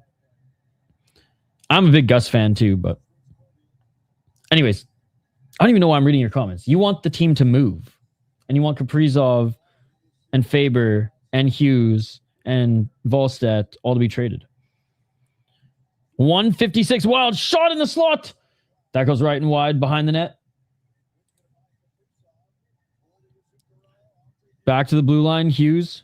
Backhand. Pass. Back to Hughes. Hughes to Kaprizov on the right side. Back to Hughes. Good puck movement. We haven't seen this for a little while. Down low, Boldy. Shot that hits the pad and right and wide. Hughes able to hold it. Hughes back to Kaprizov on the line. Boldy on the right side. Boldy to Kaprizov. Back to Hughes. Hughes with some space. Hughes weaving.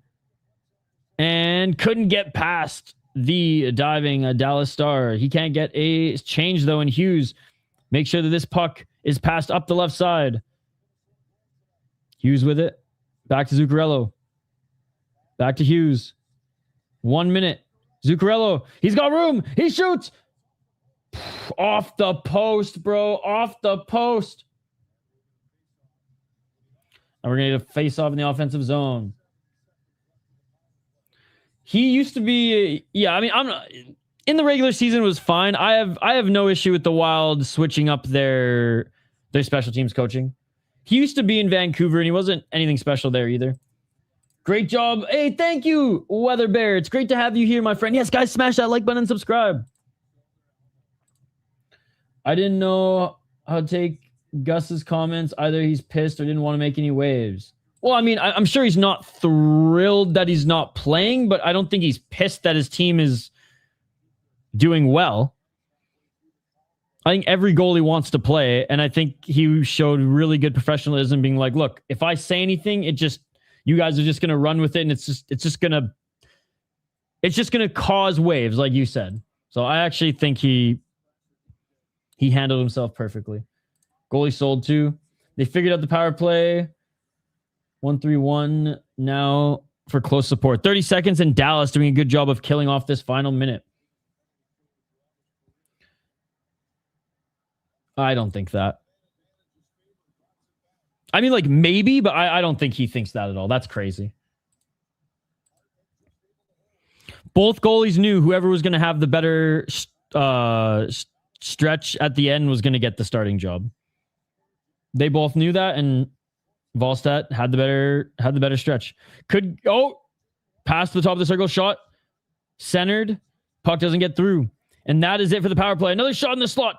Rebound, unable to get through. Way better showing, but the Wild are still 0 for 2 on the power play. Okay, so you just said you don't make any sense. You don't make any sense at all. Read both your comments again and tell me why that doesn't make sense.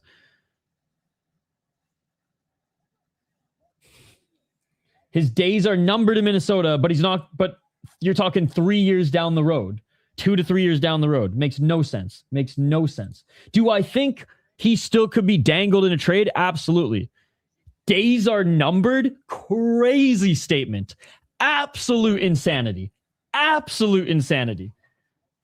He is not thinking that right now. 419 in the opportunity by the Wild. But they get tangled up in front of Ottinger. Net gets knocked off, and of course, Foligno's in there. It's 100% what you were hinting at. Because why would you use that verbiage otherwise?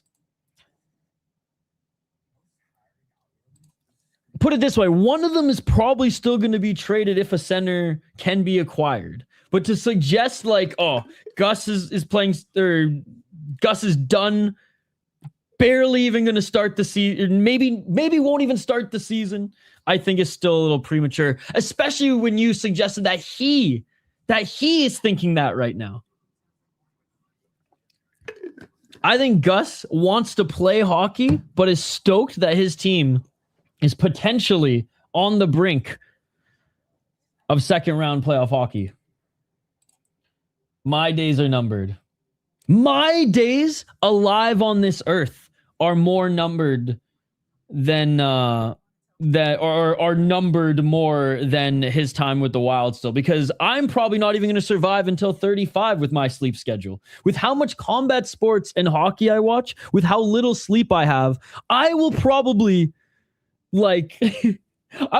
be either eyes fried, can't even see the screen, or too debilitated to stream in the next 2 years. Oh my, I really do need to start fucking getting my sleep schedule going. And I'm scared this weekend. Last weekend, I finally caught up on some sleep. Only for this weekend, I'm not streaming UFC, but UFC is at 4 a.m. I'm streaming these other combat sports leagues, which are at like 3 and 6 a.m. respectively. Gus is going to be on this team longer than I'm going to be in good enough health to stream, ladies and gentlemen. All right, I'm here for a good time, not a long time, boys. All right, what a perfect way, what a perfect back and forth, heated, passionate, I guess just that back and forth sports conversation here to kill time for this TV timeout. 4 minutes remaining. And we're back with action here. And a great job by the Dallas Stars this period, man. First period, all Minnesota Wild. Second period, when special teams are involved, even with the Wild getting 2 power plays, it's still all in the Stars' favor. No one is watching the UFC this week. It's a Prates highlight grab.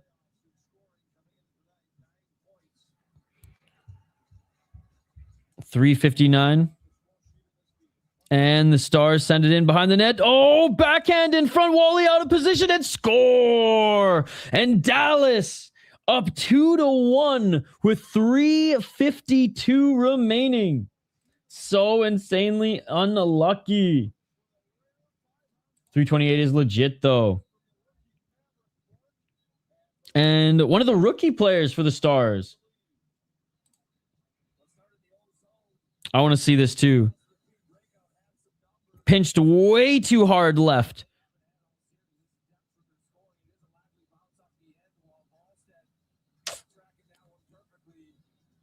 So he made the initial save.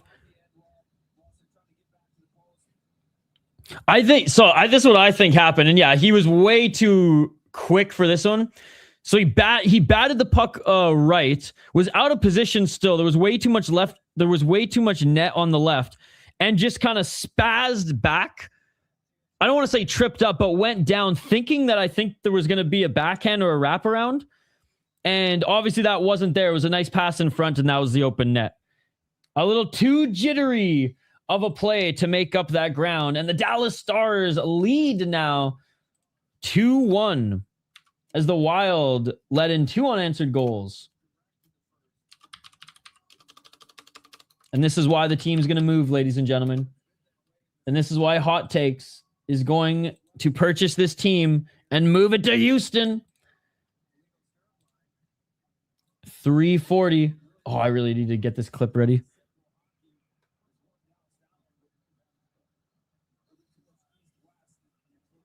And the Stars, unable to break out.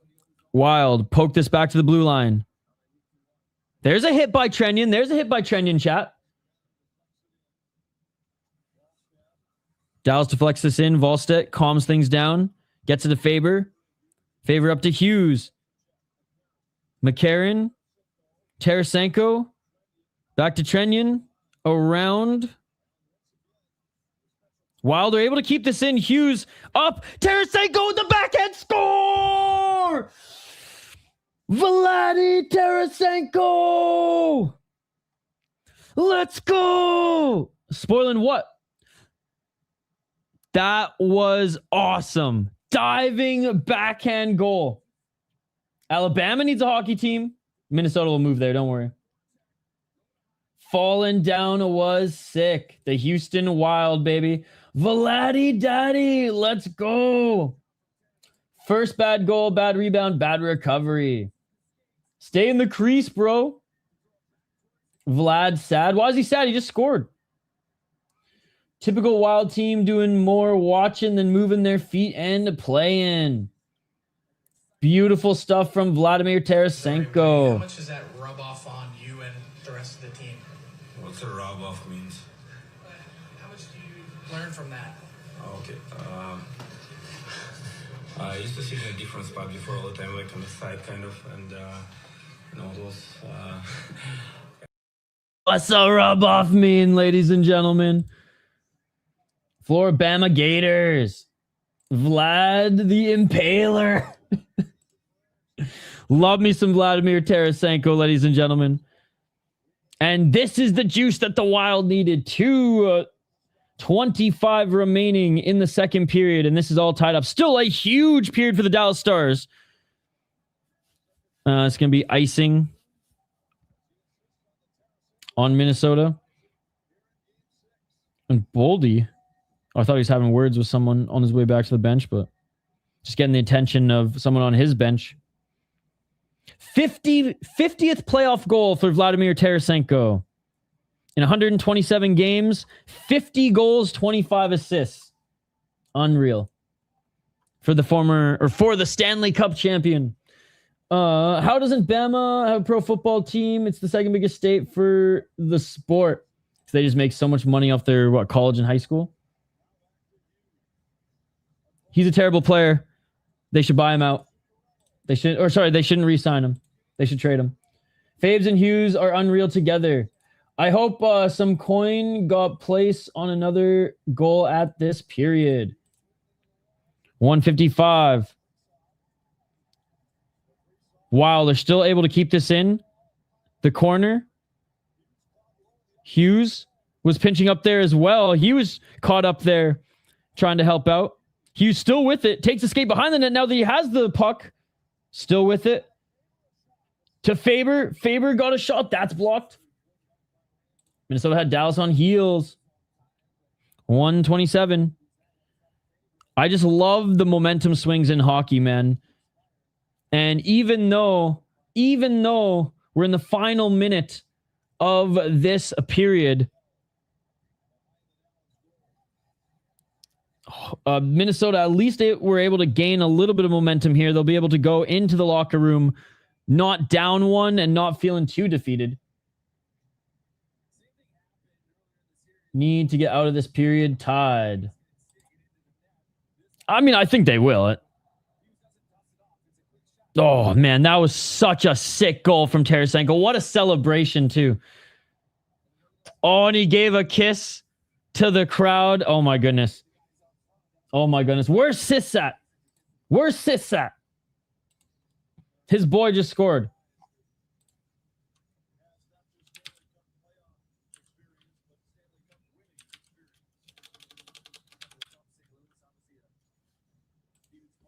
.105 face off to the right of Volstedt. And the Wild are going to be able to bat this back to center. 55 seconds on the clock.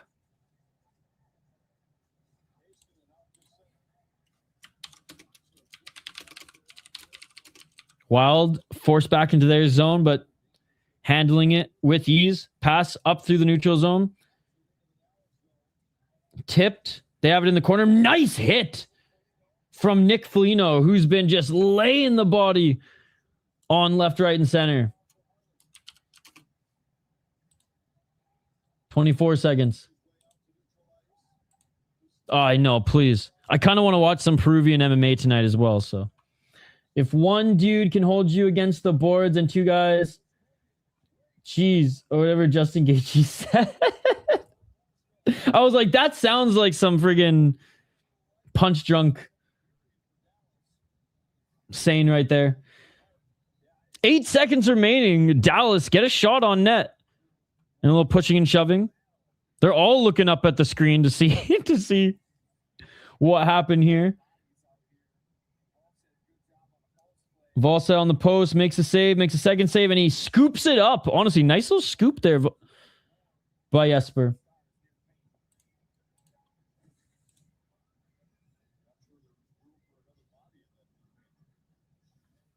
Lepanta, not sure there was room for another body in that blue paint.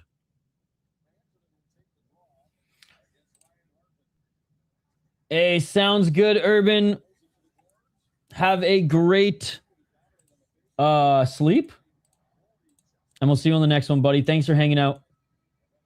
End of the second period. I've harnessed that speech as motivation for every session. He legit said that about being held down and said that's what he was thinking while grappling every time to motivate himself. He's just like, I don't even want to get into it on this channel. This is not... I have so... Oh, okay. Please bring that up on the other channel. Hey, hang in there, Urban. Oh, Justin Gaethje. Oh, Justin Gaethje. End of the second period, ladies and gentlemen. This is tied. The Wild up 1 going into the second. Dallas capitalizes on a power play, has 2 incredible penalty kills, and then just takes over the period from like the, 6-minute mark all the way until the last 3 minutes, up until the Wild were able to tie it up. That period was all Dallas, ladies and gentlemen. The Wild just looked frazzled, to be honest. It looked like it was more on them than even on the Dallas Stars, other than the power play. I mean, Dallas has an incredible kill in the Wild, who were able to cycle a little bit and move the puck a bit on their second chance. Still, I know Boldy did hit the post at one point too. It's my favorite style of MMA. Not unified rules, superior rule set. My favorite style of MMA is the rules that you're allowed in Ryzen, KSW, Epic, Black Combat, and Deep. I feel like that's... Oh, and Knockout, but that's a little hybrid. Brock's getting traded to Toronto. It's the wrong channel. Let's have a talk to you. No, it's all good. It's all good. Let's just say there's probably a certain movie he watched. This is even a stretch. And he was like, oh, that's never happening to me. And a cage could be involved. But anyways. 13 shots of the Wild, 14 for the Stars. Stars came back in shots and really pushed the pace. Like I said, the Wild just cannot buy a freaking power play. And the Dallas Stars, man, 1 for 1. 1 for 1. It's Murphy's Law. If Dallas is on the power play, they're going to score. He wants to play this go for his teammates. Of course, of course. Again, Wild are going to be in Houston. Wild are going to be in Houston. I don't know if you guys know this, but Hot Takes is actually like a billionaire from Calgary. And he's going to move the Wild to Houston. I was a fan of old school, no weight class. Was that Pride? I mean, the UFC was no holds barred for a while, but yeah, Pride FC also didn't really have weight classes. Dude, Ryzen today is pretty awesome. It's literally the same Yakuza CEO is running Ryzen today. It's great. And then Black Combat is pretty amazing too, Corby. It's this random league in Korea that is gaining so much popularity. It's insane. I only have a few hundred oil wells in Calgary.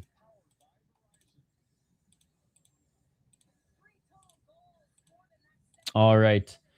Let me know your predictions for the third period. I'm like torn now, man. If the Wild even played like half of the period as good as they played in period 1, I would be still really confident that they're taking this one home. But man, goals are hard to come by unless you're Dallas on the power play.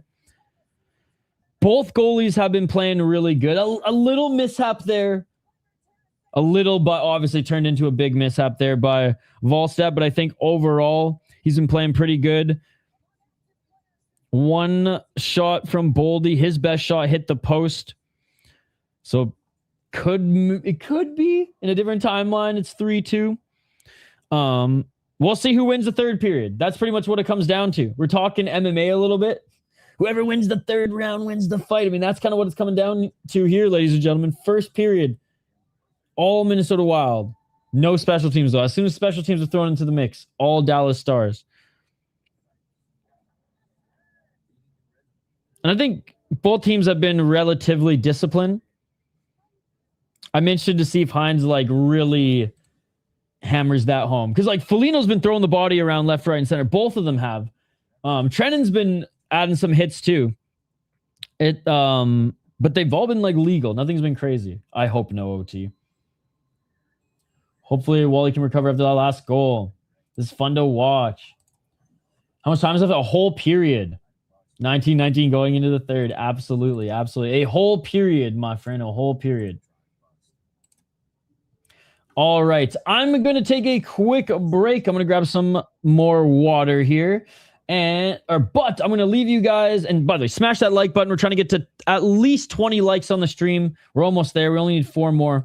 But I'm going to leave you guys with another segment from the last episode of Fellowship of the Rink. Again, it's a very long, or not a very, but it's a long episode. Like it's a full episode. If you want the full episode and interview with Kevin Gorg, it is here. I know the first segment was like kind of a fun one. He talked about his nerd itch and his picks for the Kentucky Derby. In this segment here, it's going to be Jonas Brodin injury and just some Minnesota Wild talk. There are timestamps in the episode if you guys do just want to sift through it or hear about his thoughts, his reporting, which, by the way, Kevin Gorg with Vladimir Tarasenko right now, speaking of the man, the myth, the legend. It was a great guest. It was a great episode. And then in the third period, we'll be back here to take you guys' comments, to give live updates, play-by-play, commentary, and reaction to this third period. Can the Dallas Stars stave off elimination? Can the Wild advance to the second round? I mean, if you're there right now, this is amazing, right? The atmosphere must be amazing. Every goal counts and has so much weight to it, given that we're tied 2-2 going into period number 3. Back on the other side, do not go anywhere. More Wild coverage here next. And for the record, John Hines said today that no update on Jonas Brodin. We did see him walk out with crutches and a walkie boot yesterday. It's hockey, so he could be easily playing tomorrow. Who knows? But just no update. They'll probably play Damon Hunt or Petrie if Brodin can't go. Gorgie, have you been to the Kentucky Derby? Have you been there yourself in person? It's been a long time. The last time I attended was 2004 in a driving rainstorm. We got soaked the year that Smarty Jones won it. I've been to 5 derbies. I got to tell you guys, it's a bucket list thing for any sports fan. It's great fun. Problem is for all of us that work in the game of hockey is it always seems to happen during the playoffs. And so I started working for our network back in 2006, and clearly I haven't been to a derby since I got back into the game of covering hockey. So it's awesome to get there. But with the hockey schedule for all of us that work in the NHL, not easy. Yeah, I was actually supposed to go for my golden birthday, do that and the Bourbon Trail. Like it aligned the dates perfectly. And that was in 2020. So take a stab at why I couldn't go. Ouch, ouch, ouch. Tough one. And so for you, like someone that's obviously a lot more dialed into horses, do you have a pretty good handle on what's going to happen this weekend? Or are you like, I won't know anything until morning of? Well, you certainly have to kind of live on the fly with the weather, because I think 4 of the last 6 years, the Kentucky Derby's offered a sloppy track, which really does change how you look at the race. And anytime you have a Kentucky Derby with 20 horses in the gate, it's the only time we run that many horses in one race. Most races, if you come out to Canterbury and hang out with me and Paul Allen in the summer, there's 8, 10, 12 horses in the gate. The Derby is different. They have a special gate for this race, 20 horses. My theory is if you ran the race 10 times this coming Saturday, you probably get 7 different winners. So I always look for long shots. I was lucky enough to have the winner last year, Sovereignty, but it's really hard. I've lost a lot more than I've won. I've got a horse this year in Chief Wallaby that I've been following all winter. And for the record, John Hines said today that no update on Jonas Brodin. We did see him walk out with crutches and a walking boot yesterday. It's hockey, so he could be easily playing tomorrow. Who knows? But just no update. They'll probably play Damon Hunt or Petrie if Brodin can't go. Gorgie, have you been to the Kentucky Derby? Have you been there yourself in person? It's been a long time. The last time I attended was 2004 in a driving rainstorm. We got soaked the year that Smarty Jones won it. I've been to 5 derbies. I got to tell you guys, it's a bucket list thing for any sports fan. It's great fun. Problem is for all of us that work in the game of hockey is it always seems to happen during the playoff. Speaking of easy watch, last night I'd start with this. Your question to Kirill and Zuccarello. Obviously, you can tell the relationship you have with the players based upon the reaction to even a longer question. I'd ask that question, a long question, they would have shot me down. You asked that question, and they went off on a really cool tangent. And what was your reaction when you hear the answer when Zuccarello talked about Kirill and the relationship, and how do you kind of describe the dynamic of how unique that is among wild players you've seen before and in the past? Yeah, Joe, it's great because it is so unique. It's a big brother, little brother relationship. It's been that way from day one. And, we hear all the comparisons to peanut butter and jelly or 2 peas in a pod. But legitimately, if you're around the rink like we are, and, our normal routine is you watch practice, you hear from John Hines, you go to the locker room, you get sound. By the time you get done down there, it's 35, 40 minutes after practice has ended. And I'm telling you, anyone who listens, I'll tell them the same thing. You come upstairs, I don't care if it's October or if it's, March or April, and there they are, Kaprizov and Zuki out there working on something, whether it's a contest, whether it's a skill game. I know they've dragged Matt Boldy into this the last couple of years.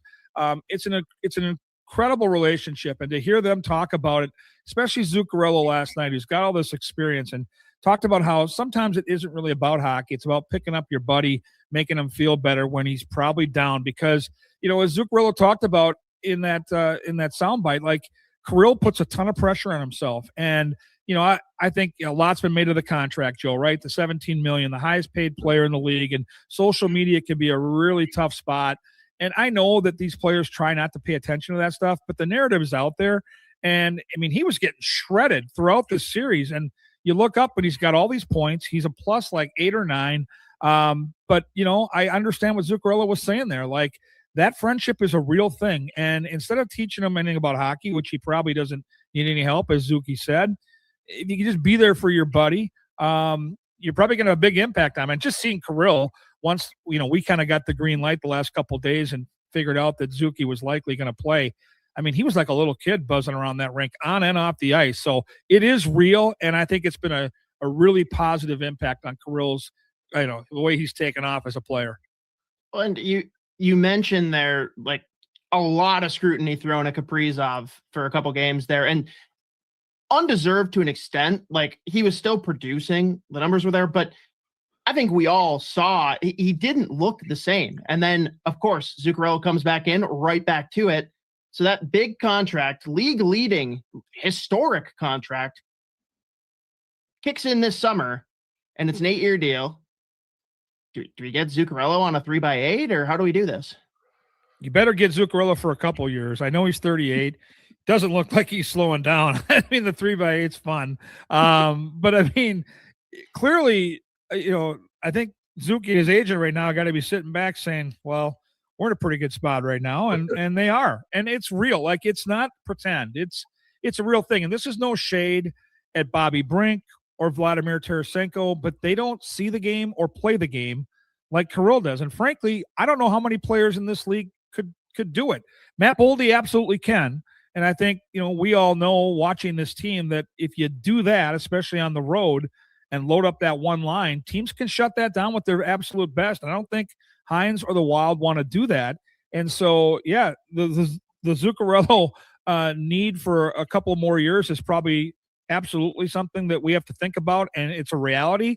But I love that Kirill is, the guy that he is, the guy that cares as much as he does, works as hard as he does. He was clearly not the same player. You're right. When Zuccarello was out, he wasn't as dynamic. He wasn't having the puck on his stick as much as he does when Zuki's playing. And so that's something that I think will never change. And I think that's something that, if you can find a young player out there, and I don't know that there are many that have the type of vision Zuki does, and maybe try to mold another player into what Kirill is or what Zuki is, looking at the future, that might be something the Wild take a look at. And there are players that see the rink. There are players that have patience. Their chemistry, I think, is as much on the ice as it is off, though. And I do think, though, if Mats is willing to come back for another year or two, I think the Wild will entertain that and bring him back. So I think within reason. So I do think that's potentially to see if he wants to play at the end of this year, how the playoff run goes. But certainly that definitely is a possibility for there. And Gorgie, I wrote a column for this morning about how this group kind of feels different. I haven't been here the 25 years. I haven't been here long as Russo, but just from watching them, talking to them, watching them play, it does feel like they have a group that's kind of hungry and kind of has all the winning habits that maybe teams in the past maybe would have kind of faltered. And I was curious, as you've been around here longer than I have, do you see that similar type of thing? Not that it'll guarantee a win on Game 6 or guarantee they'll go 3 rounds, but do you see a certain level of maturity that's different than ones you've seen before here? It does feel different, Joe. It does, just being around, and it's more than just right now in these last couple of weeks. It's throughout the balance of the season. I think a lot of this stems from some of the experiences the older guys have been through. And I look at the core of this team. I look at guys like Eck and Brodin and Spurgeon and Foligno, and I know how much they care. And I know how much it hurts them that they haven't been able to take it to the second round and beyond. And then I look at some of the moves that Bill Guerin has made this year, and an aggressive move to bring in Quinn Hughes. And then you look at some of the other pieces like a McCarron that he's brought in that's really solidified this team, the depth that they have on the blue line, which is probably going to be tested if Brodin is out for a little while here. And I think they have a lot of confidence in how good they are. And then you just look at some of the young talent. Like, this is my 20th year, and I've seen some great players. And I got to cover Marian Gaborik, and I got to cover Suter and Parise. I got to cover Mikko Koivu. These are phenomenal players. But you think about the roster right now, and you look at Boldy and Kaprizov and Hughes and Faber. I mean, these are legitimate superstars. And then we're watching a star being born right now in goal. I mean, this is a guy they traded up to pick in the first round. He's a blue chip guy that went through a horrible season last year, really struggled. And now we're seeing this kid kind of come. And goaltending, as you guys know, these guys figure it out a lot later.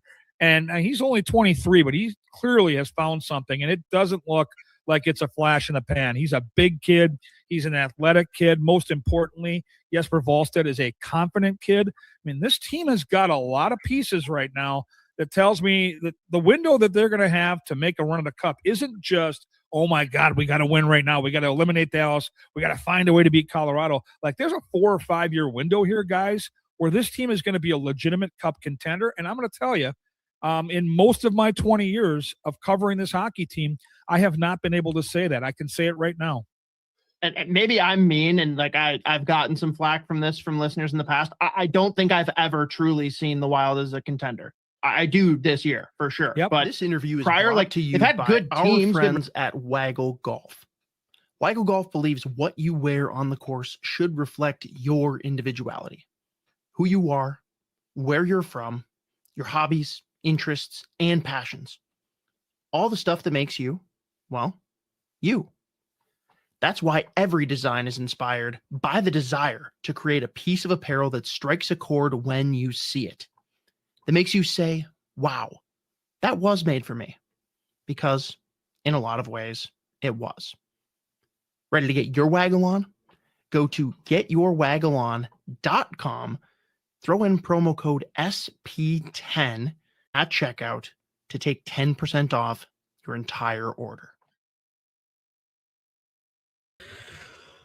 What is up, everybody? We are back live here on the Sota Pod YouTube channel for more live game coverage, play-by-play commentary, reaction, and of course, live interaction with all you amazing folks here on the Sota Pod. If you haven't already, smash that like button and subscribe. We're tied 2-2 at the start of this third period. Can Dallas stave off elimination and force a Game 7 at home, or can the Wild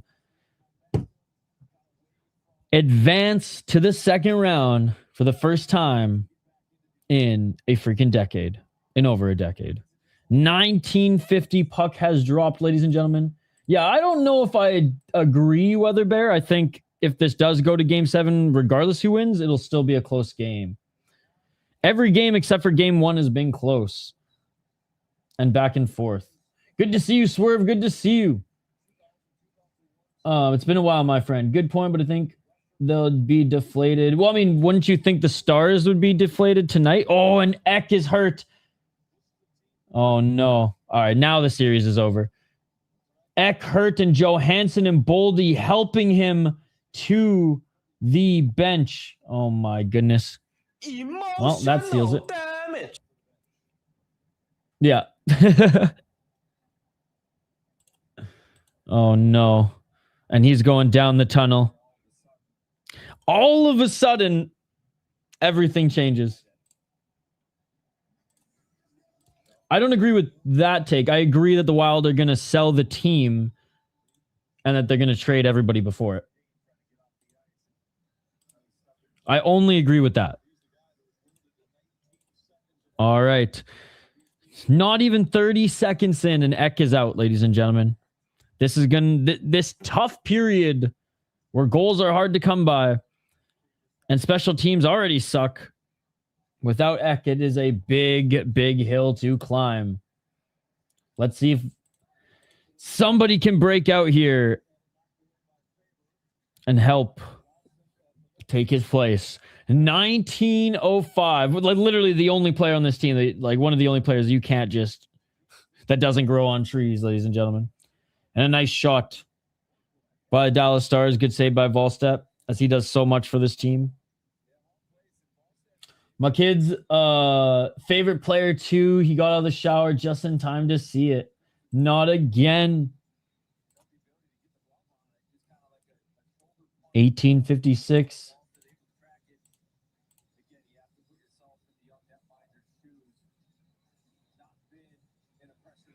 McCarron and Stern will be taking a lot of faceoffs now. Wins the faceoff. Wild to the right hand or to the right side. Backhand up through center. Trenyon able to dump it in.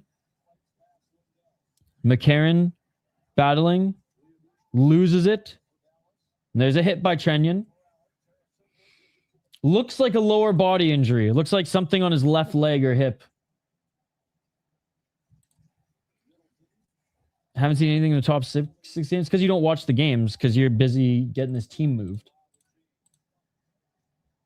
1822.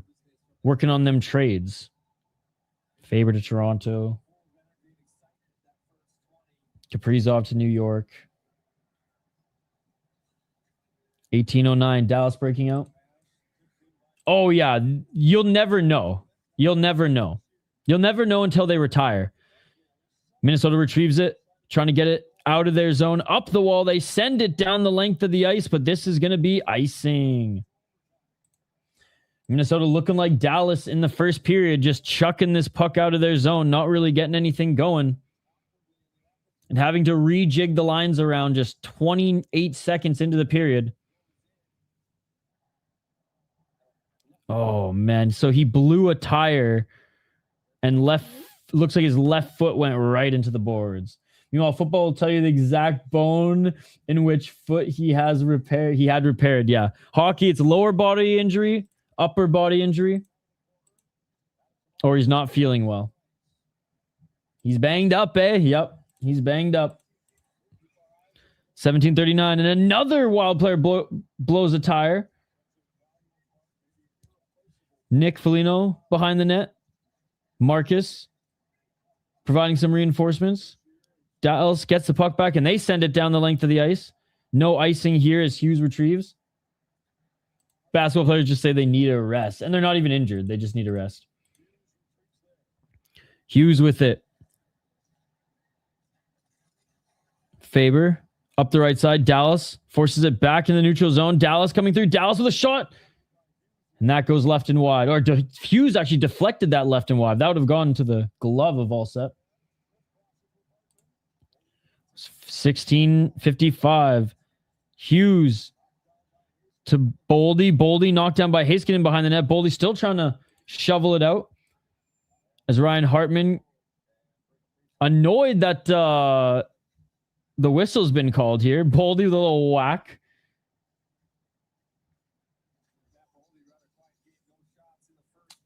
Just turned into the game since the New York Knicks ended. It seems like Minnesota's playing for overtime. I hope not.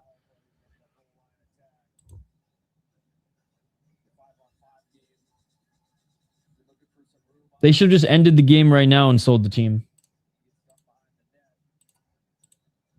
All right, outside. Yeah, this is why the Wild player are pissed, because now they're going to get this face-off that they didn't want. Outside of the zone, Dallas forces his puck back into the Minnesota zone, left of Volstead. Faber tried to backhand this up around the boards, but unable to get it out there. Wild do have it up the left wall. And they deflect it in. This Dallas team is cheap. Kaprizov behind the net. Hughes tried to set up a pass. No one in the slot can retrieve it. It bounces into the neutral zone. Hughes bats it. Hughes with it now behind his net. Pass back up the right side through the neutral zone, over the line. And Zuccarello with a nice play. Gets to the Kaprizov. Kaprizov gets hit high, and we're going to have a power play for the Wild. That stick was up and high. And I'm glad the ref caught that. The Wild still have possession. Kaprizov. Bettman's NHL. Delayed penalty. We're still in play. We're still in play, ladies and gentlemen. And the Wild make a play. Up through the neutral zone. Johansson to Tarasenko. To Boldy. Boldy with the little move. Boldy. Oh, and it hits one of the Dallas players and goes all the way back down the length of the ice. This is one of the longest delayed penalty plays I've seen in a while. Benjamin, he should be in jail. I watch an unhealthy amount of MMA and other sports, but I figure I don't drink, smoke, or gamble, so everyone needs a vice, right? This is crazy. The Wild still have possession. All right, and finally Dallas gets it back, and the Wild are going to go on their third power play. 0 for 3. Surprise. A surprise. Cross-check to the face, and somehow it's only 2 minutes. Well, it wasn't even Ben. It was Rantanen. I watched. No, they called it. So if you get penalized but if the Wild still have possession, they're not going to blow the play dead and take away possession from the Wild, who could score on that opportunity, right? They blow the whistle once Dallas touches it. 4th time's the charm, or whatever they say. Bevan's clueless when it comes to the playoff draws. It needs to fix that. Let's go get one and put the pressure on. Good to see you, MN Spike Grow. All right, third power play. Can the Wild get it done here? No Eriksson Ek in front of the net. And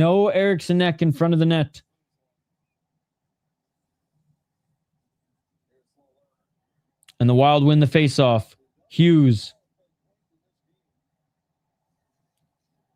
To Boldy. Shot. Down low. Kaprizov with it now. Kaprizov back to Hughes after he bumblefucks it. Hughes back to Kaprizov. Kaprizov quickly to Boldy. Back to Kaprizov. Kaprizov shot in front of the net. No one able to get the rebound. And Dallas going to bat this down the length of the ice.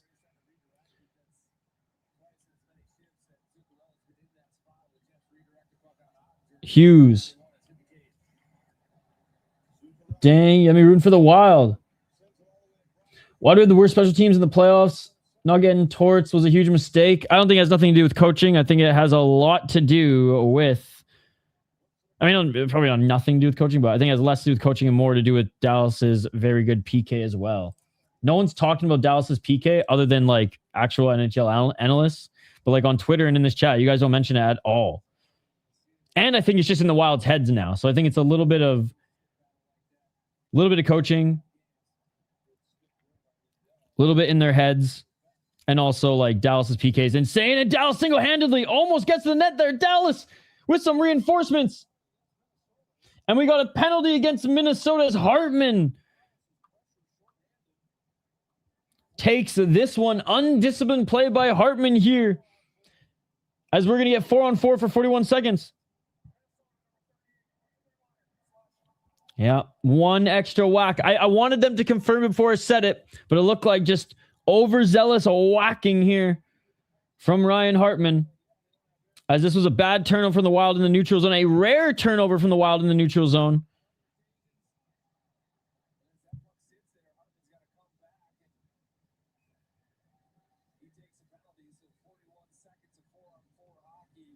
I mean, it wasn't that bad, but whatever. Just deflating. He's good at it. Trash D work. We make it sparkle. Going to the sin bin. The fuck? They need to shoot that right away as soon as the first shot misses. Or good work for by Dallas, I guess you could say. 4-on-4 for 27 seconds. And then Dallas is going to get another power play. And Dallas has scored on their power play. Hughes tries to cut to the middle for a backhand. But that backhand doesn't get off. Stars able to knock this into the neutral zone. 10 seconds before the Stars go up a man.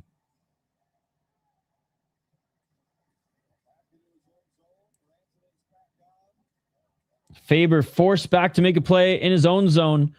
And the Dallas Stars, they are up a man there on the power play now for 1 minute and 13 seconds. Can the Wild kill off a power play? Shots 15-15. 2-2. And each teams are going to get an opportunity here on special teams. Duchesne tried to force one, and a backhand pass gets broken off by the Wild.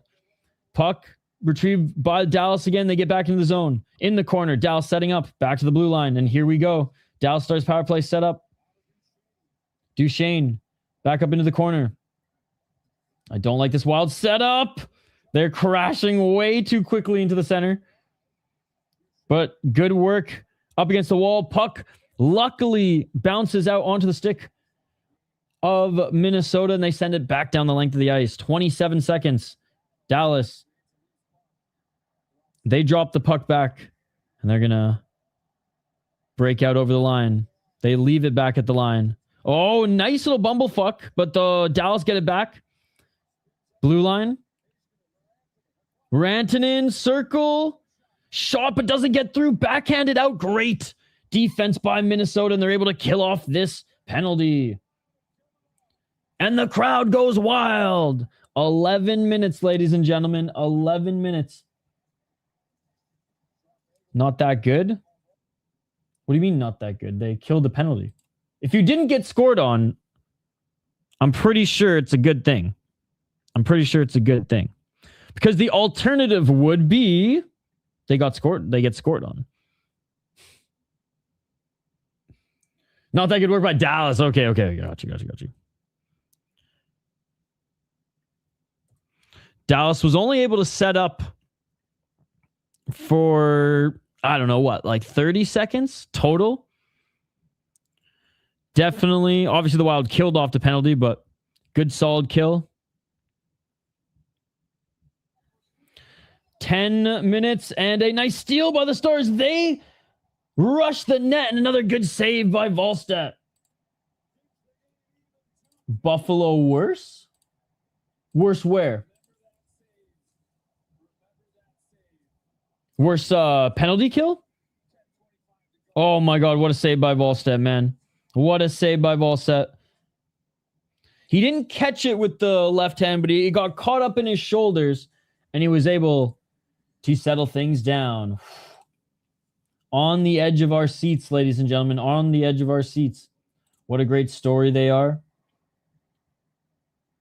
Oh, worst power play. True, they've had a really bad power play too. That the only game in which they were crushing it was that game where they absolutely stomped on the Bruins. I think it was game 3 or game 4. And X back. That's good. That's good. He's back. I mean, probably got that left ankle or knee wrapped ice and probably got shot up with something. Hopefully Trenyon has given the Minnesota Wild coaching staff the Russian gas connection. You know, Tarasenko only uses it for himself because he's posh that way, but I'm sure Trenyon shares the gas with the boys. So hopefully that's what's getting Eck back out here. The fact of the matter is he's been taking a lot of damage this series, and it's only going to get worse against the Avs. But glad that he's back. Yeah, exactly. Over under how many cortisone shots? If the Wild make it to the Stanley Cup Finals, over under how many cortisone shots for Eck? Probably takes like a Ryan Kessler astronomical amount. Thought that was gonna be a goal.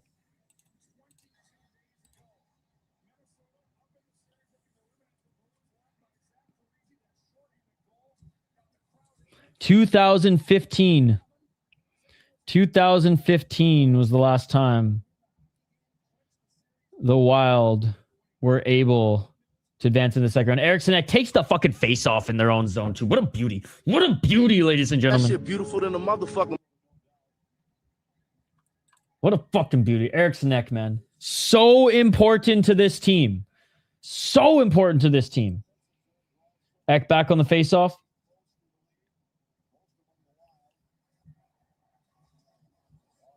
Saved by Volstead. Behind the net. Stars unable to hold the line. And finally, we're able to have the lines restored to their balance. Robertson moves in, but can't set anything up. He sends it to Volstead. Volstead couldn't glove it down the first try. Lets it go. Dallas still with it. Play still alive. He take a shot. Goes right and wide. Dallas loses it. Spurgeon knocks it away.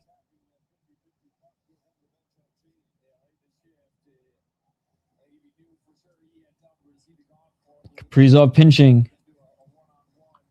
Nice job by Zuccarello getting it back. Zuccarello back to the circle. Hughes, shot, tip in, score!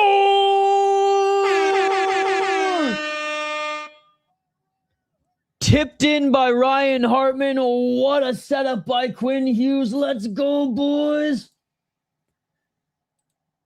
Dude, what did we say about Ek? Makes such a difference. Is back. And the team immediately scores after.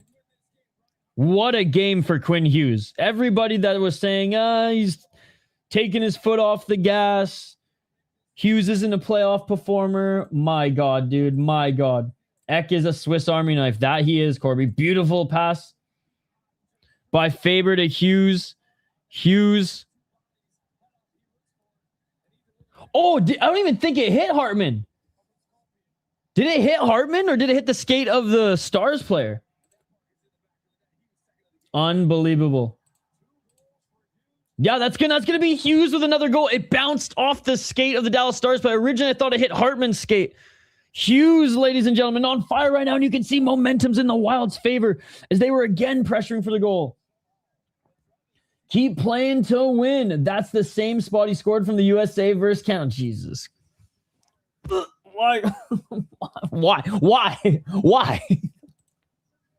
Just moment ruined. 3-2 for the Minnesota Wild. Their second lead of the game. Quinn now leads all defensemen in points in the playoffs. Let's go. And the Wild get this puck back on net, and Ottinger forced to make the save. Hartman yapping to the ref, not the players. Dude, let's effing go. Hughes makes hats hit the ice. The place will crumble. The place will crumble. Honestly, if Hughes gets a hat trick, I'm just going to fucking hop in my car and drive downtown to Tom Reed's. Fuck Fusion Fighting Championship. If Hughes gets the hat trick, I'm literally hopping in my car and I'm driving to Tom Reed's. And y'all better be joining me there. So you got to imagine they're staying open late tonight if this team wins. All too often this team plays not to lose. Keep pressuring and play smart. Let's freaking go. Let's freaking go.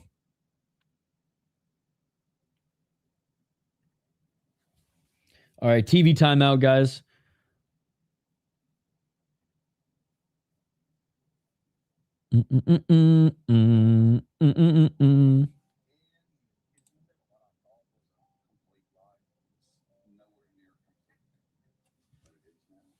Here, one sec. Hot takes.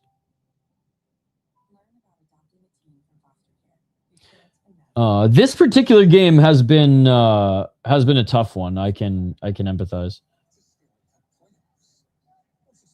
Welcome back. Wait, did I freeze or something?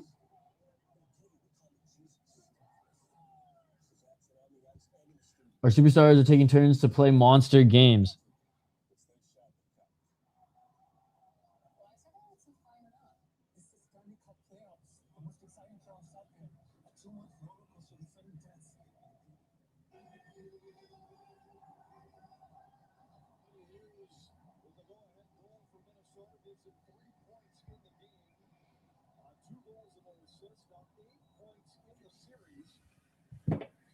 All right, there you go.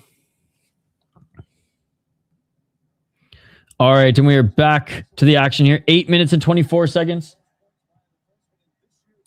Hey, Swerve, good to see you. Good to see you. First Richter scale reading in St. Paul, Minnesota. And the crowd is going wild. Don't worry, they'll trade him soon. And Gus and the team will be moved to Houston. The Houston Wild, ladies and gentlemen. 7:57 behind the net. To the blue line. Shot doesn't get through.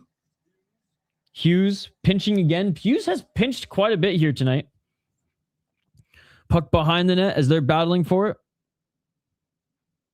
Man, how momentum has swung in the Wild's favor upon scoring that goal. It has just been the freaking game of momentum swings. I mean, unlike game 2, 3, and 4, as I've been saying all night. 6 minutes on the clock. And center, here comes the Wild up the right side. Shots 19 for the Wild, 20 for the Stars. Battling just for some ice in the neutral zone. Puck pops out the right side. Dallas get over the line, but battling again on the corner. Wild come up with it. Dallas get it back. Dallas with the pass. They tip it into the Wild zone. Quinn Hughes retrieves. 5:33. Duchesne gets the puck back. He's been hard on the puck and was able to get it back after Hughes kind of flubbed in the left corner. Hughes with the freaking cross check as he tries to get into this. I see the puck, but no one can handle the puck. The puck comes out the left side. Hughes battling for it in the corner. McCarron helps force this up. Still in the Wild zone, still in the left corner.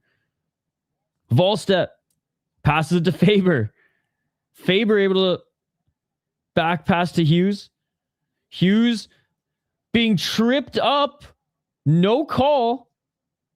And Dallas gets it back. Cross-check by Hughes. Tarasenko loses a stick. Dallas Stars have it. They get in center. Shot.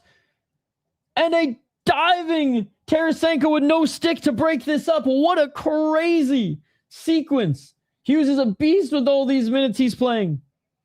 Yeah, he might play like fucking 40 minutes tonight. Oh, what a hit by Spurgeon. Unable to separate the man from the puck, but at least throws the body around here as Dallas is pushing. Dallas recognizing they don't score in 4 minutes and 20 seconds. Smoke them if you got them. They're going to lose. Dallas. Haskin with a shot. That goes up and wide. And finally, the Wild can play this down the ice. And it's going to be called for icing, but at least they got 2 of their guys changed. Hey, what's up, Nick? Good to see you, buddy. How are you doing?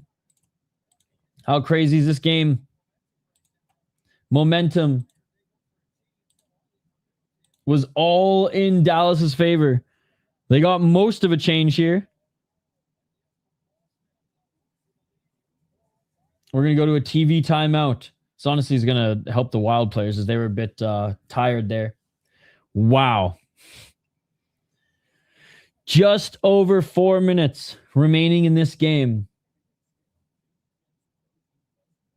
And Dallas playing like they're on the brink of elimination right now, guys. Holy. Unbelievable. All right. Just went to a TV or just come back from the TV timeout. What a game. What a game. Back and forth as always. I mean, literally the only game where the Wild or one team just dominated was game 1 where the Wild dominated. We are so back. It can be a great day in Minnesota sports. Yeah, with the friggin' Timberwolves playing as well. Hughes is in beast mode. He has been in beast mode. He has been in beast mode, all right. Again, guys, smash that like button if you haven't already. Twins winning too. I thought Wild fans are boycotting Twins until the owner sells the team. That's what I heard. That's what I heard. Shooting Wally for Jack Hughes in the offseason is going to be crazy. I think they're going to sell the team, dude. Houston Stars. I'm curious. Why don't you want them to sell the team now? That was your whole shtick. All right. Back from TV timeout. 4 minutes on the clock. And the Wild fling it in. Ottinger flicks it to the right side. No boycotting the team, just not going to games and paying for another screening service. There's one thing I'm noticing, and that is Johansson struggling to play in his own zone. 3:36, and they ice the puck. Yeah, I'll say he hasn't had the best game. I don't think he's been an anchor by any means this game, because he hasn't been the only one when the Dallas Stars were buzzing. He's had only like 2 opportunities offensively that I've noticed, and he's had only 2 laps because every game he has like 1 lap around the puck. I did like his 2-way play in game 5 and in game 3, though. Rantanen hat trick coming back last year. Need to focus. It's like he's the one who threw it as well. All right, 3:36, guys. And Dallas wins the faceoff. Dallas shot doesn't get through. Wild pokes his puck back into the neutral zone. Boldy actually skates to the bench as the first line is going to change. Shot by Dallas, saved by Volstat. And some push and shove in front of the net. You got to imagine the Dallas Stars are probably going to pull the goalie in the next 30 to 40 seconds.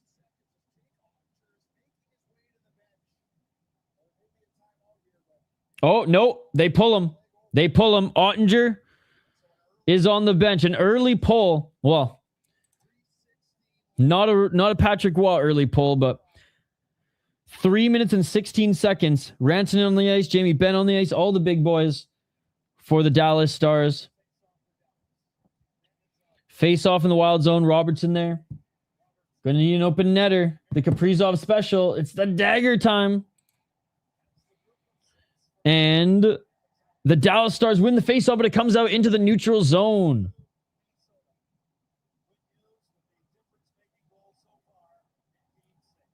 Dallas dumps it in.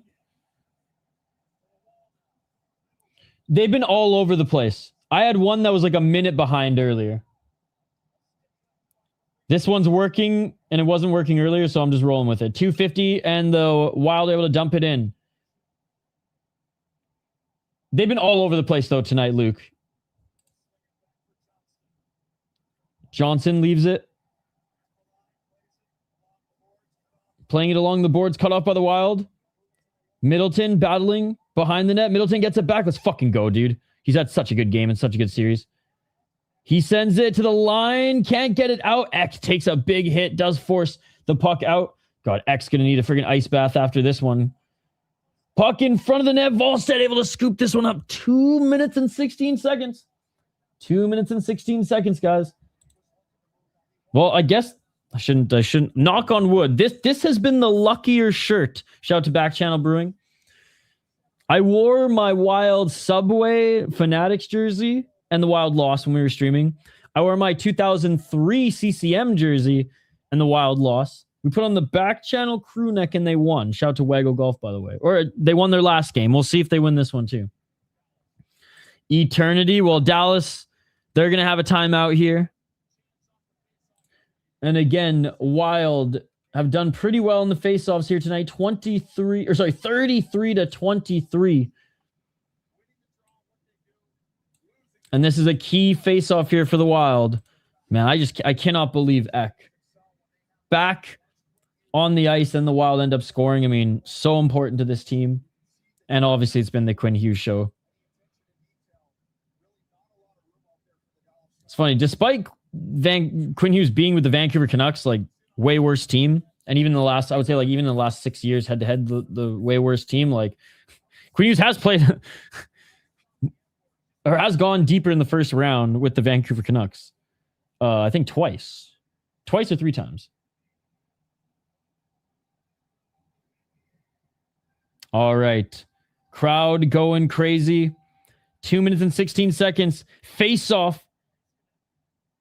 And Dallas ends up with it. With the puck on the wall. Battling. Dallas loses it. Puck sent up. Partial break for you know who it is. Kaprizov. Kaprizov does the bat it. Kaprizov has it behind the net. He's trying to wrap around, but it's 3-on-1. They're all trying to stop the empty netter. Wally needs a goal. How crazy would that be? 1 minute and 49 seconds. Ringed in by the Stars. Middleton, again, I cannot say more good things about Middleton this series. Jamie Benn being pushed out, and here it comes, breakaway, and the hero Boldy puts it home. That's the dagger. That's the dagger, baby. How is that not a penalty? 1 minute and 31 seconds remaining. The Minnesota Wild score on the empty netter, and of course, it's a Boldy. Holy shit. I still, if Hughes scores, we're getting drunk at Tom Reed's tonight.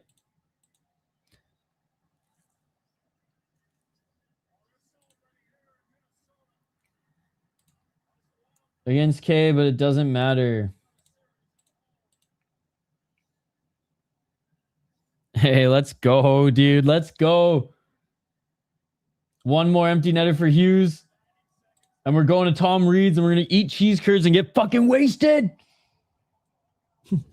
On a Thursday. 120. Dallas with it.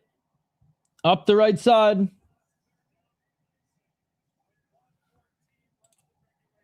And icing with 1:14 left in regulation. Oh my god, oh my god, oh my god, oh my god, oh my god. They keep showing game 6, Wild St. Louis. Highlight after highlight after highlight. Volstad making history. Hey, the game is not over, boys. There's 1 minute and 14 seconds. I've literally seen collapses like this before. So I don't think they're going to collapse, but let's not. Oh, fuck it. Let's be honest. We know this is the dagger. We know they're advancing. 1 minute and 8 seconds. Can Hughes get the hat trick? That is the question. Can Hughes get the hat trick? 1 minute left. Dallas with the empty netter. Volstad rings this around the boards. Through center, no way. Weather Bear, you did not need to do that. Great job hosting tonight. Great community. Go Wild. Yo, shout out to Weather Bear for the $20 donation. Dude, you are far too kind. You did not need to do that. We'll be streaming all of series number 2 against the Avs as well, buddy. So I hope to see you there. Oh, Volstad, what a save. Dallas with a shot on the right side. 20 seconds remaining. Volstad had to make one more key save. And the Wild, they dump this back down the ice. And a goal! Brock Faber rings this one down the ice. 5-2. And that fucking seals it, man. Or it was... Wait, who scored? Was it Eck? Who scored that one? If it was Eck, that would be fucking poetic. I thought it was Faber. Wait, was it Boldy again? Oh my god, it was Boldy again! That is unbelievable. Boldy with 2 empty netters. Skull, another goal. Now that is the dagger. Yo, shout out to Weather Bear for the $20, man. You're the fucking man.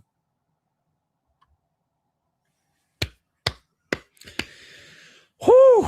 A decade later against the Dallas Stars, no less, and the fucking Minnesota Wild, man, advanced to the second round of the Stanley Cup playoffs.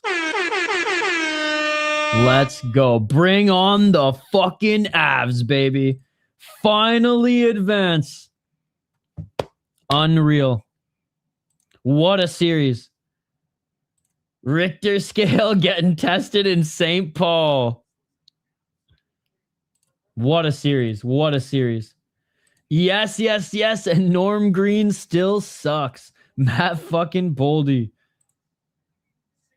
All right, now we get to see the handshake, which is one of the coolest things in hockey. Let's go. Yo, thank you for the donation again, man. You're far too kind.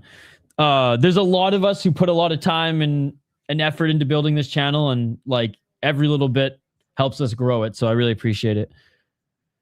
All right. Does Hartman just sucker punch Ben here in the face? That was the question. No. Gonna get suspended 2 games for the Avs. That would be perfect Wild luck, wouldn't it?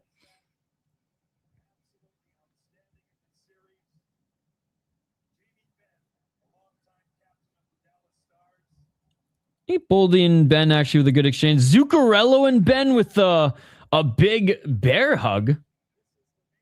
Hey, thank you. Hey, we'll be covering this series. We'll be covering the next series too, my man. Don't feel any pressure to donate in those ones, but definitely feel some pressure to come hang out with us. I was at the game last time they won a round. Been so long. Who wants to see Ducks Flyers final? No. Real Goose, this is a Wild community. So you're basically asking, do Wild fans want the Wild to lose? That's a weird thing to ask, Real Goose.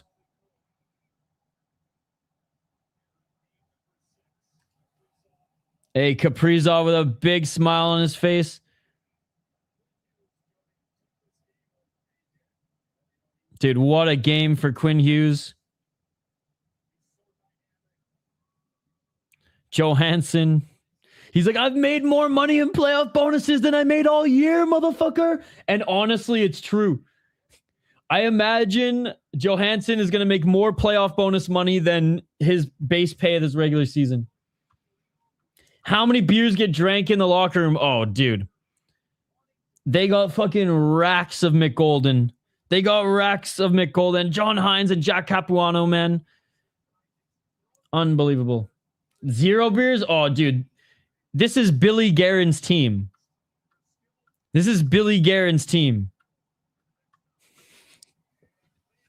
Kash Patel is already shotgunning beers in the locker room with the boys right now, dude. Dollar bills.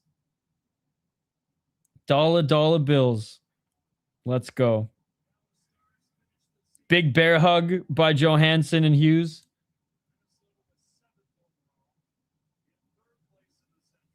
Oh, look at Marcus Foligno, man. Giving everyone the nod, the fist bump, the hug. And getting to do this alongside his brother, too, is unbelievable. Well,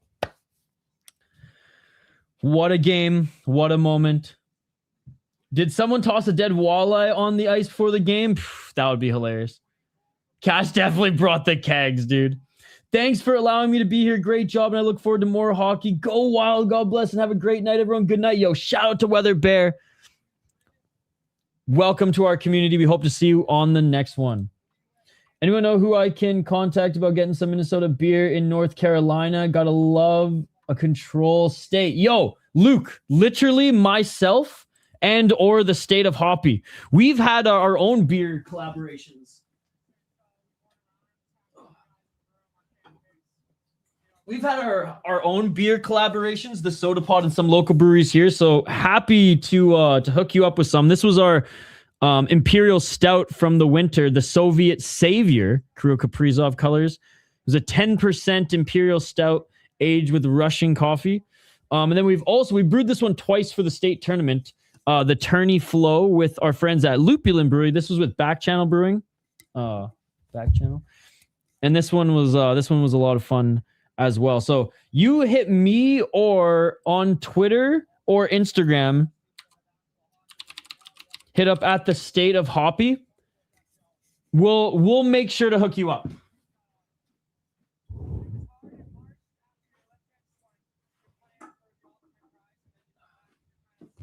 We'll make sure to hook you up, homie. We got you.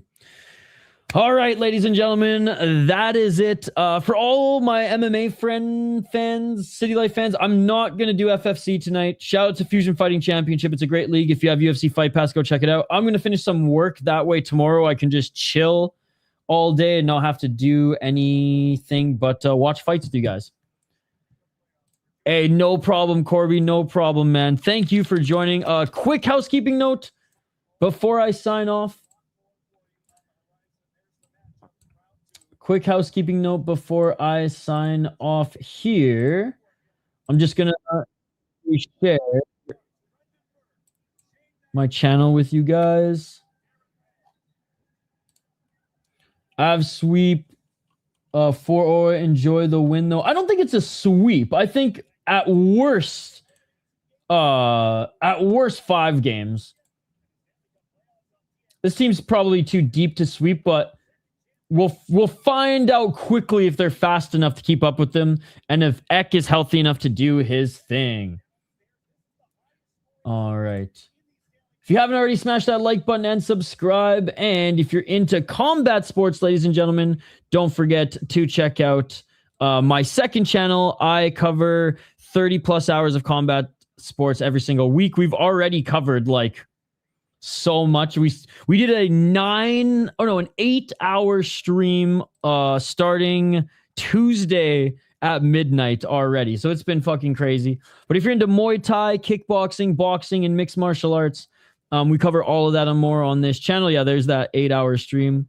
We covered some Peruvian MMA last night. There is some great Peruvian MMA tonight called Fusion Fighting Championship, and that is being hosted and streamed on UFC Fight Pass. So if you have UFC Fight Pass, it will be there. I originally was going to cover it, but I want to make some food, finish up some work, and get a good night's sleep. We also cover prospect highlights. So if you want to do some extra film study or at least just see some highlights for some of the prospects, coming off the regional scene around the world into the UFC. I usually post them. I'm a little behind this week on this weekend's, but I will get those up. And I post my schedule every week. So if you want to see what I'm covering, I post my schedule every week. Like I said, we covered 2 shows already this week. We'll cover tomorrow morning, bright and early, not 8:30 a.m. Eastern. I'll be live at 6:30 a.m. Eastern. 5:30 a.m. Eastern, covering the prelims. Then we got a little game bread, bare knuckle MMA. Saturday morning at 3 a.m. I'll be covering Black Combat. And then Inoue is going to be boxing as well. We'll cover a little bit of that. I'll probably be catching up on sleep, but if I can't sleep, we'll cover some Swedish MMA and FCR. And then Saturday night, I was going to go to Sioux Falls, but it's just too crazy with having to cover Black Combat and the Inoue. But PFL and Sioux Falls, and then Sunday, a little demo fight. So a lot of combat sports being covered this weekend as well. Howdy, y'all. Let's go. We needed that one from the big boys from the Wild Showdown. Dude, it was the Quinn Hughes show, baby. Quinn Hughes show. Hey, it's going to be a fun, hopefully it's just a fun back and forth series like this one. Hopefully it's a fun back and forth series like this one. Good to see you, by the way. Who bought a car from Carvana? That is amazing. That is amazing. Creepy Colors, good to see you as well. Jibs, good to see you. Chris, Minnesota's way better than LA, so Colorado will definitely have a difficult time, but whoever wins this epic series will definitely win the cup if they come out not limping. He's an Avs fan, bro. He's an Avs fan. But he's good shit. He bought a car from Carvana. He's good shit. All right. That is it, ladies and gentlemen. Smash that like button and subscribe. And don't forget to check out the latest Fellowship of the Rink episode wherever you get your podcast from on audio, or check out the full video on this channel. You can also check out the Rigo Lorenz interview that dropped on this channel earlier this week and catch up on any of the live streams if you are into that as well.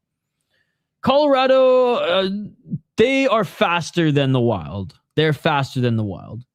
I'll give them that. Dallas had home ice advantage in the Wild one too. So later, man, have a good one, bro. Next time I come up there, got to check out the Back Channel Brewing. Yes, sir. Yes, sir. We'll do a whole Minnesota. We'll do a whole Minnesota beer tour. I did shit my pants. I had to change my sweatpants during the break. That's how scared I was. Anyways, guys, I will be live for the next series. Shut down, Colorado. What's up, Horodox?